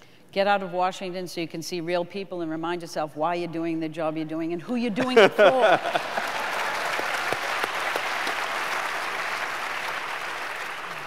Yeah. Oh, please. Okay. One of the things I've learned is that my job is really as chief communicator of the agency. It's both communicating internally across our agency to make sure we all understand the common mission that we're serving and how we're doing it, because we're decentralized and we need to make sure we're all working in the same direction. But it's also communicating with all our external partners and ensuring that folks in the community, employers, people in Congress, and others understand what the work of the agency is. And I found that one of the most important ways to do it is by telling our stories, telling the stories of the people who we represent every day in enforcing their civil rights, and to try to connect at the heart, to tell the kind of story that will inspire others to act, and to think about how we get others to care as much as we do about the issues that we work on every day. So that, to me, has been an important thing for us to think about. And I'm glad to hear that today you all are going to have a whole session on storytelling and how we tell the story of the immigrant experience, because I think it's hard to do well, and we all need to learn to do it so people understand our community better and the needs that we have. Secretary Castro? Yeah, I would say, if I were going back, I've been on the job about 9 months, but if I were going back, I would say, to be determined, but be anxiously patient. And what I mean by that is that I came from local government. I was the mayor of San Antonio up until last July. And there is quite a difference between local government and the federal government. And it does take a little bit of time to get used to that and understand the levers to pull and how to make things happen. And so it takes, being willing to work hard with your team and being determined to accomplish things, but also at the right times being kind of anxiously patient, willing to learn that process. So. I like that. We should hashtag that. Hashtag anxiously patient. Secretary Burwell. I would say to understand that the unexpected can take up the majority of your time. And I would just say Ebola, 53,000 unaccompanied children, smallpox found from 50 years ago. So it's a series of things just and I'm not even at my first anniversary. We're on a close to similar time frame in terms of my time at HHS, but just know that as much as you think there may be unexpected, there could be more. Fair enough. Chair Yang, I want to go back to something that Karen mentioned in her opening remarks, which she was talking about the importance of the work that we have to do as a community and as government, specifically with Muslims, Sikh, Arab, Middle Eastern, South Asian communities. And could you tell us a little bit about what EEOC is doing specifically there to protect these parts of the community? Sure. So I'll start with telling you a story about Samantha Eloff. She is a courageous Muslim young woman from Oklahoma who came to the EEOC to report religious discrimination, and we've helped her take her case to the Supreme Court. She, since she was 13, she wore a headscarf every day for religious reasons. She interviewed for a job at Abercrombie Kids, and she was very personable. We allege the manager who interviewed her wanted to hire her, but when he talked to the higher level manager, he explained, I think she'd be a really good fit for the job, but she wears a headscarf. And the more senior manager said, well, that violates our look policy. So, reduce her points on her application, and she was not hired. So we filed a case on her behalf, saying that is religious discrimination. We won in the district court, but the appellate court for the 10th Circuit reversed. And so we petitioned for cert in the Supreme Court, and it was granted. The court heard that argument earlier this term. The issue before the court is the 10th Circuit said that Samantha should have asked for an accommodation to their look policy. She should have told them that she was wearing the headscarf for religious reasons, even though, as we allege, the evidence showed that they knew that that's why she was wearing the headscarf. So we're eagerly awaiting for the Supreme Court's decision on that issue. But Samantha's not alone. Every year we receive over 3,500 charges of discrimination alleging religious discrimination. And we've been working actively to resolve those cases wherever we can or to litigate them where necessary. We also, ever since September 11th and the tragic events, we've been working particularly to protect the rights of individuals who may be facing backlash, discrimination. We've provided resource materials recently on religious grooming and accommodation issues for employers and employees alike so they could understand their protections and their responsibilities under the law. And we've provided materials since that time to really reach out to the community so they understand their rights and make sure employers understand what they need to do to prevent the harassment, hiring discrimination, and many other things that we're seeing impacting the community. One of the things we're doing is having one of our vulnerable worker outreach sessions in Jersey City, New Jersey. Do we have any Jersey folks in the house? Yay, that's my home state, and so we're going to be reaching out specifically to the South Asian community. We'll have language access in a number of languages, and we would appreciate the help in getting the word out. Thank you. Administrator McCarthy, you said at the top your job is saving the planet. Good. That's what the right. president says. I did not say So, from Boston, obviously. So tell us a little bit about how are you going to do that, and why, specifically how it impacts folks in this room so that everyone leaves here and is touting the good work that EPA is doing. Well, we're doing a lot of things, on the ground work and then higher up. Let me mention a couple. You know, one of the things that's most important to us is that, as I said before, we reach communities. We've been doing a tremendous amount of work in Asian communities, and particularly in the island communities. Our Region 9 works with the Pacific Islands, and they do an awful lot of work. One of the big things that we're doing is actually trying to get at clean water, safe drinking water. We have made tremendous strides in those communities in terms of delivering clean water and looking at how we protect it into the future. And one of the things I'm doing tomorrow is actually going to a nail salon, coincidentally, in San Francisco. I'm leaving this afternoon because we know more visibility needs to be raised to these issues, and we're working hard to reach communities and to educate folks. Not everybody, unbeknownst to the New York Times, reads the New York Times. Sometimes we do, sometimes we don't. So it's incredibly important. But one of the biggest things we're working on is the issue of climate change. That is not just a public health problem or an environmental problem. It really is a fundamental economic problem. But it is also an opportunity for the U.S. to provide leadership so that folks can be protected, and that we can also take advantage of the opportunities that all these new technologies that promote renewables and energy efficiency can turn into the jobs of the future. You know, we get inundated, I think, with the problems right in front of us, and it's been a long time before we've tackled the issue of climate. But the president has indicated that this is really a moral responsibility. You know, I spent a little time with Jane Nishida, who's here, who runs my international office, in Vietnam last year. And we went there to talk about water quality. All they talked about was climate change and how many millions of people in the Mekong Delta would be displaced as a result of a 1-meter rise. We know what's happening in islands. We know that they're losing not just their lives, but their homes.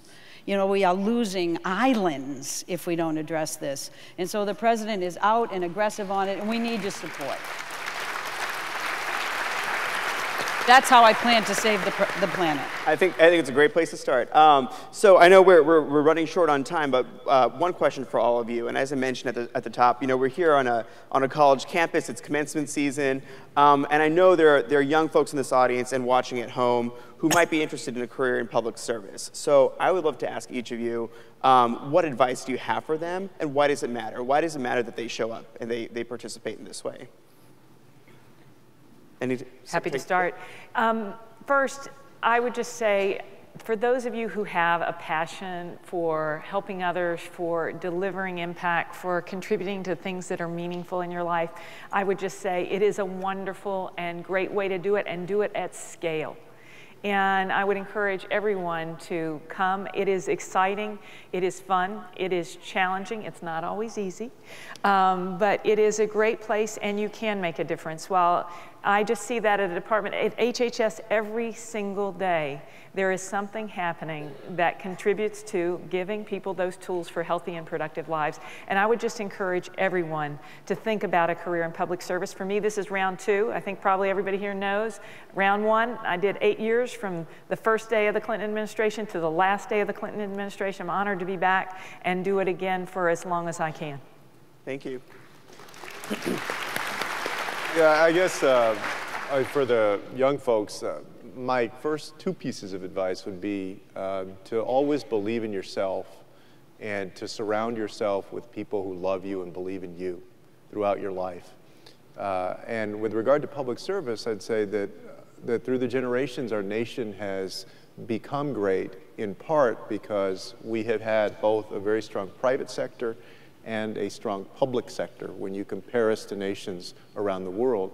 And in this 21st century, perhaps more than ever, when the United States is engaged in a 21st century global economy that is quite competitive, we need both of those things to work very well. And so we need your talent and your ability and your vision for public service. And even though sometimes I know people here growing up that you know, they're all crooks, or that somehow people in politics or public service, it's just not something that you want to do. My experience in public service has been the exact opposite, that the vast majority of folks are very well intentioned and are doing good work that is positively impacting the United States. And so I hope that you'll join us in public service if that's your interest. Thank you so much. Sherry Ann? My advice to young people is to find something you're passionate about. The reason I was interested in civil rights and employment discrimination is because my mother talked to me when I was young about experiences she had of discrimination at work. And she, I'm proud to say, is here today, Sue Young, who many of you may know. But I saw the impact that discrimination had on her. I didn't know what it was when I was a kid, but I saw that it affected her self-worth. And what I saw after that was very important, because she went to law school and she had her own practice and eventually became a judge on the Workers' Compensation Court. So I saw also the importance of resilience in those situations. So every day when I go to work, I feel like I am making a difference in people's lives, because it is so deeply personal to feel like you're being discriminated against, when often it is not that personal, it is more societal. The same week that I became chair, I came home late from work, and both my kids, I have 2 boys, one's 9, one's 10, they both had experiences at school, starting off on a new school year, where kids came up to them and did some variation of ching chong, and slanted eyes. And I said, you know, kids, it's really not personal. They don't mean it. It's a societal problem, and that's why I go to work every day, because we're working to fix it. And for me to feel like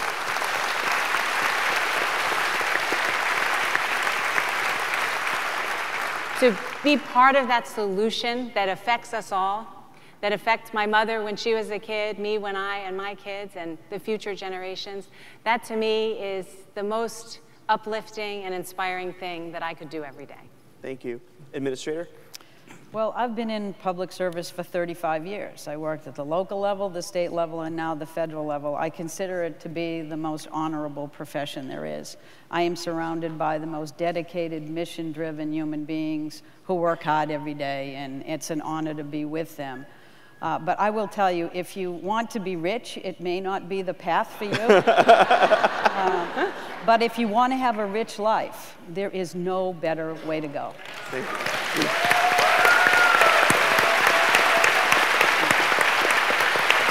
I think that is a great place to end our conversation, and I'll close with something I said at the start, which is just look at the power in this room, and you know, a call to action is just to remember, you know, we have to keep showing up in rooms like these, but also engaging with our federal officials at a national level and in the places where you live. So please join me in thanking them for their service and for being here today.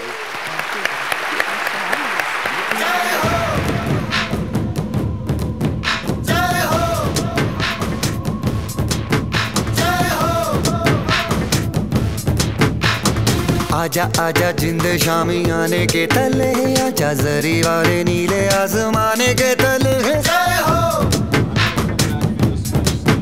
जय हो।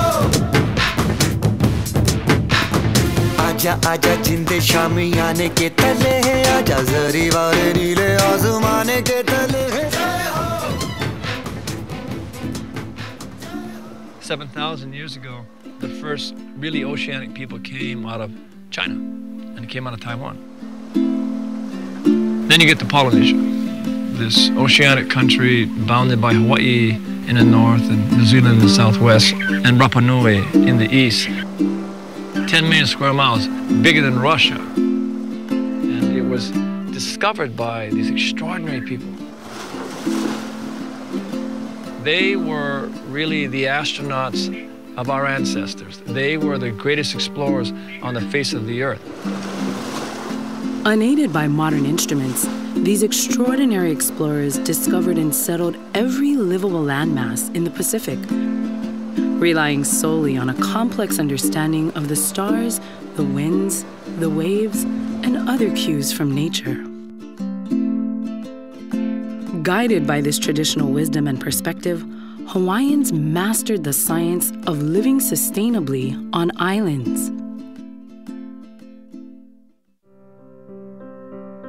Western expansion, however, brought not only new ways of seafaring, but a shift in perspective on how to interact with the natural environment. Eventually, traditional practices and worldviews were nearly forgotten. But a group of determined individuals got together in the 1970s to resurrect indigenous wisdom by building a traditional canoe and sailing it in the way of the ancestors. Hokule'a's first voyage to Tahiti reawakened a cultural pride, identity, and an intimate connection to place.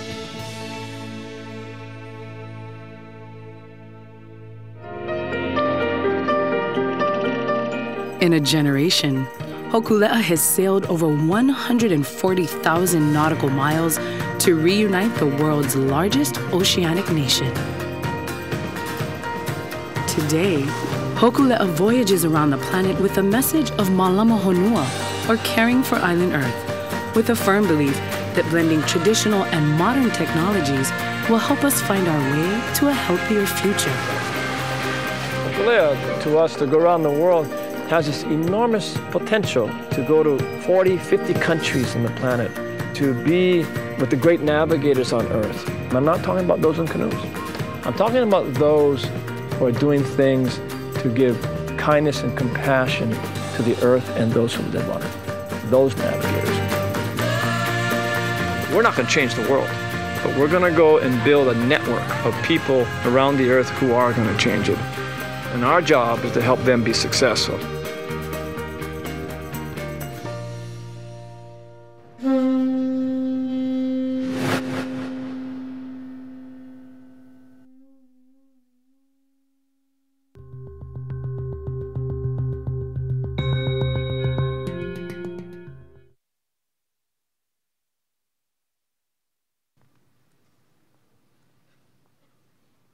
Wonderful. Well, we are in hour 3 of this Bollywood movie, so I thought it was time for a costume change. You know, for all the Indians in the audience, this is why our parents made us watch those movies. It built stamina for days like today. Get comfortable in those seats. We have over 1,500 people here in the audience today, thousands more watching via the live web stream. We even have a lot of people on a wait list. I haven't seen this many Asian Americans on a wait list since Princeton cut back on their class sizes. No, I'm kidding. Asians don't get waitlisted at Princeton. So up next, we have a wonderful musical and artistic performance from 3 amazing artists. Paula Fuga, Kaumaka Iva Kanakaole, and Sean K. Pimental. Yeah, let's give him a hand.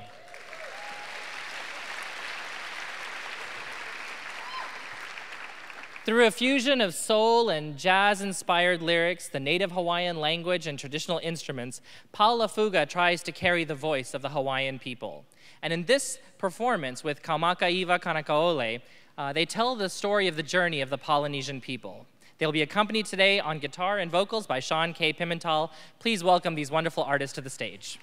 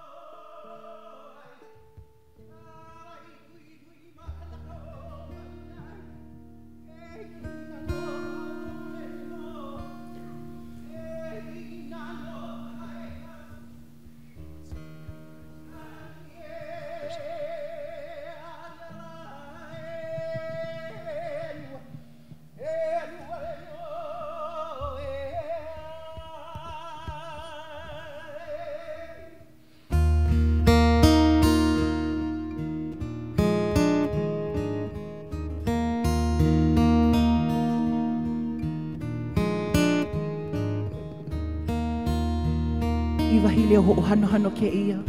No ko kākou wahi hulu kupuna. We must always honor our ancestors first, and this is our gift to them.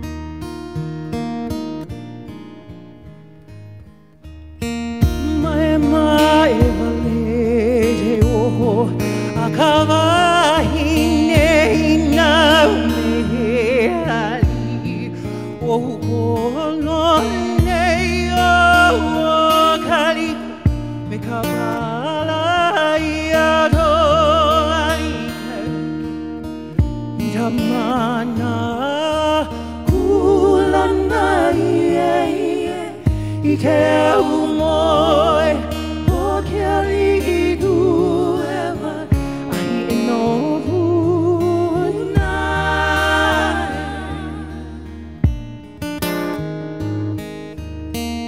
mai mai vale o akawahi nei na me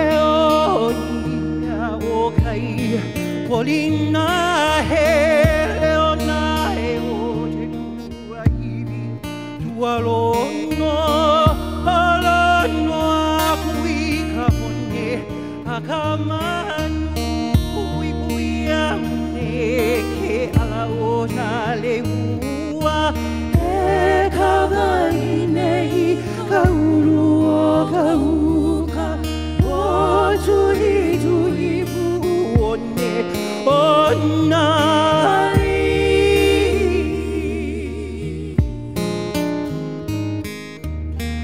Okay, oh, ia o tai. Polina he leona he o te tua iwi. Ua lono, alono a kui ka hone a ka manu. I pui a me te ala o ka le ua e ka vai nei ka ulu o ka uka o tuhi tuhi puone o nari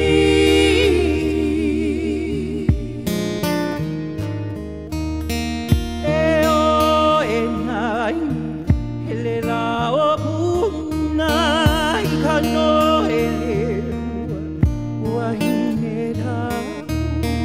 Kapui ke ahi hela o kalua He leo aloha no ia e he ani O ke ali I tu eva Ahi no puna o tuhi tuhi puone O nari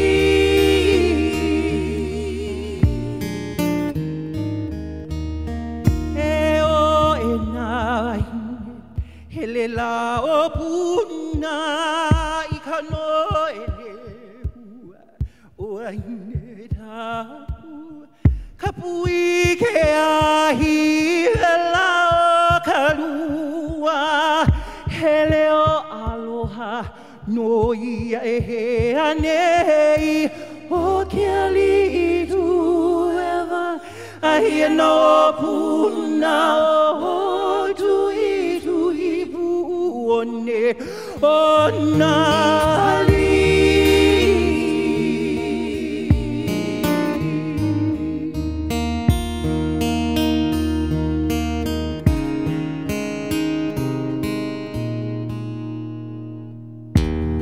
Aloha wa kia kako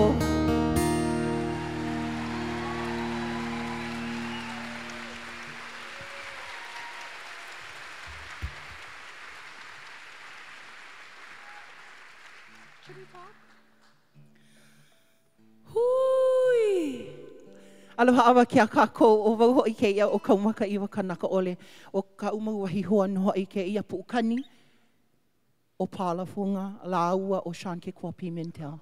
Mahalo anui no ke kono ana mai. My name is Kaumaka Iwa Kanaka Ole. These are my friends, Palafunga and Sean ke Kua Pimentel, and thank you for having us this afternoon.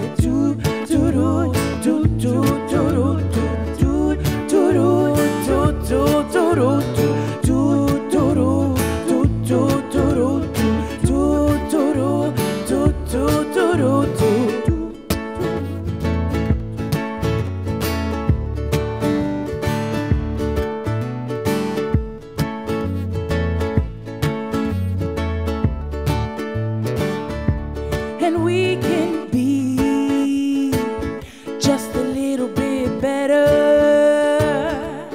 better than yesterday, and even better tomorrow.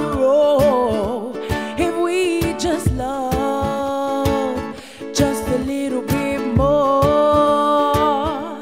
be true to yourself and give from our hearts just a little bit. Do do do do do do do do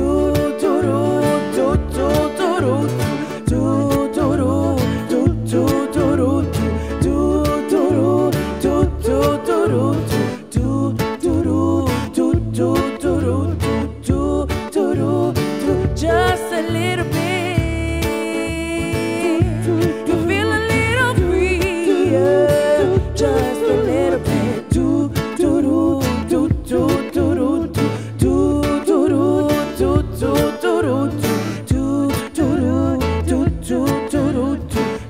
do do do just a little bit.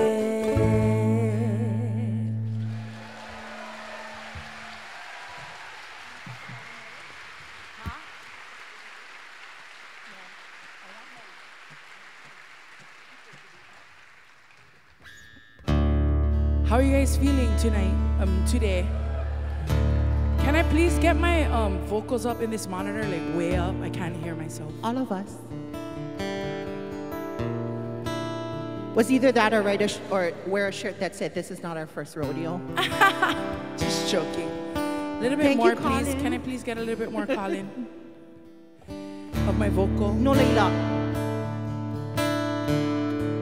Oye, o ke au puni ke ia o ka nohona au puni ke ia o ko Amerika pai aina. He ike o olea, ku o olea ka mākou no ko kako wahi mole o Hawaii.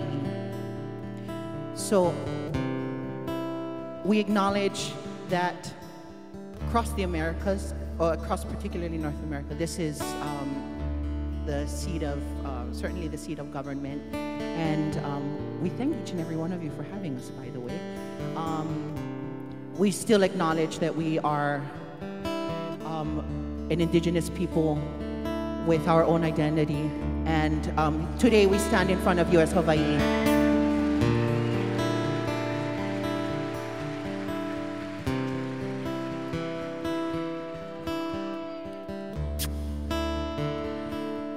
This song was composed by my cousin Miki Iowane at a time when there was, during Hokule'a's first voyages, there came a rising, an uprising within our people to want to embrace the values and the, how do you say, the cultural perspective of our ancestors. And with that renaissance came a newfound breath of life into our awareness as far as where we fit in this global community. And so, eia no hoi ua wahi leo, I kukulu hoi ke ea o ko kākou po'e kanaka.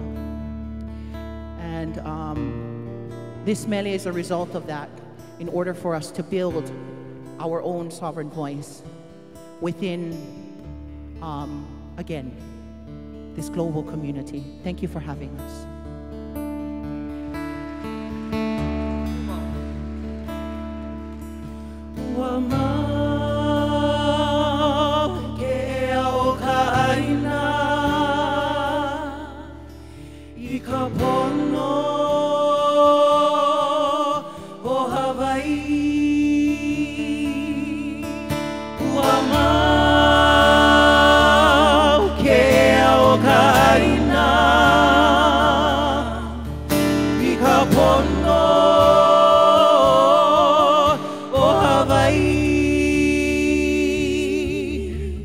Just for a day, our king and queen could visit all our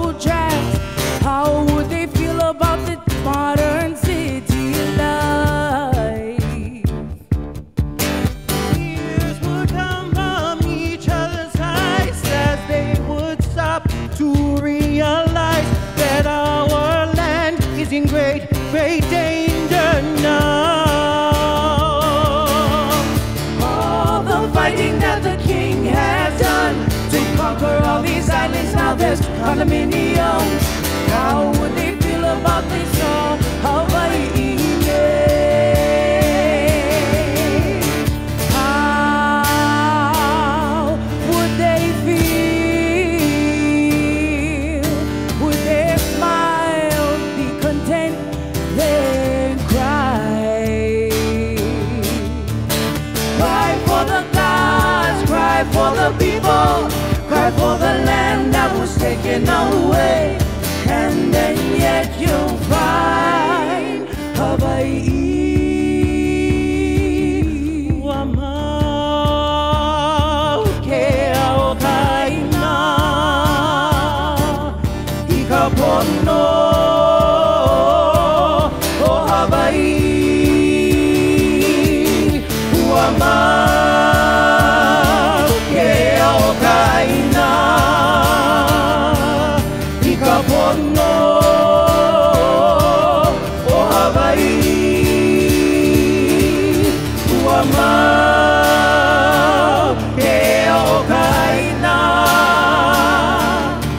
ikapono o Hawaii. Wama ke ao kaina ikapono o Hawaii. Kukia i mauna. That it is through the identity of our land and the reverberation of our place that we maintain the sovereignty of our spirits, of our people, and of our cultures. Ke ao kaina ikapono o Hawaii.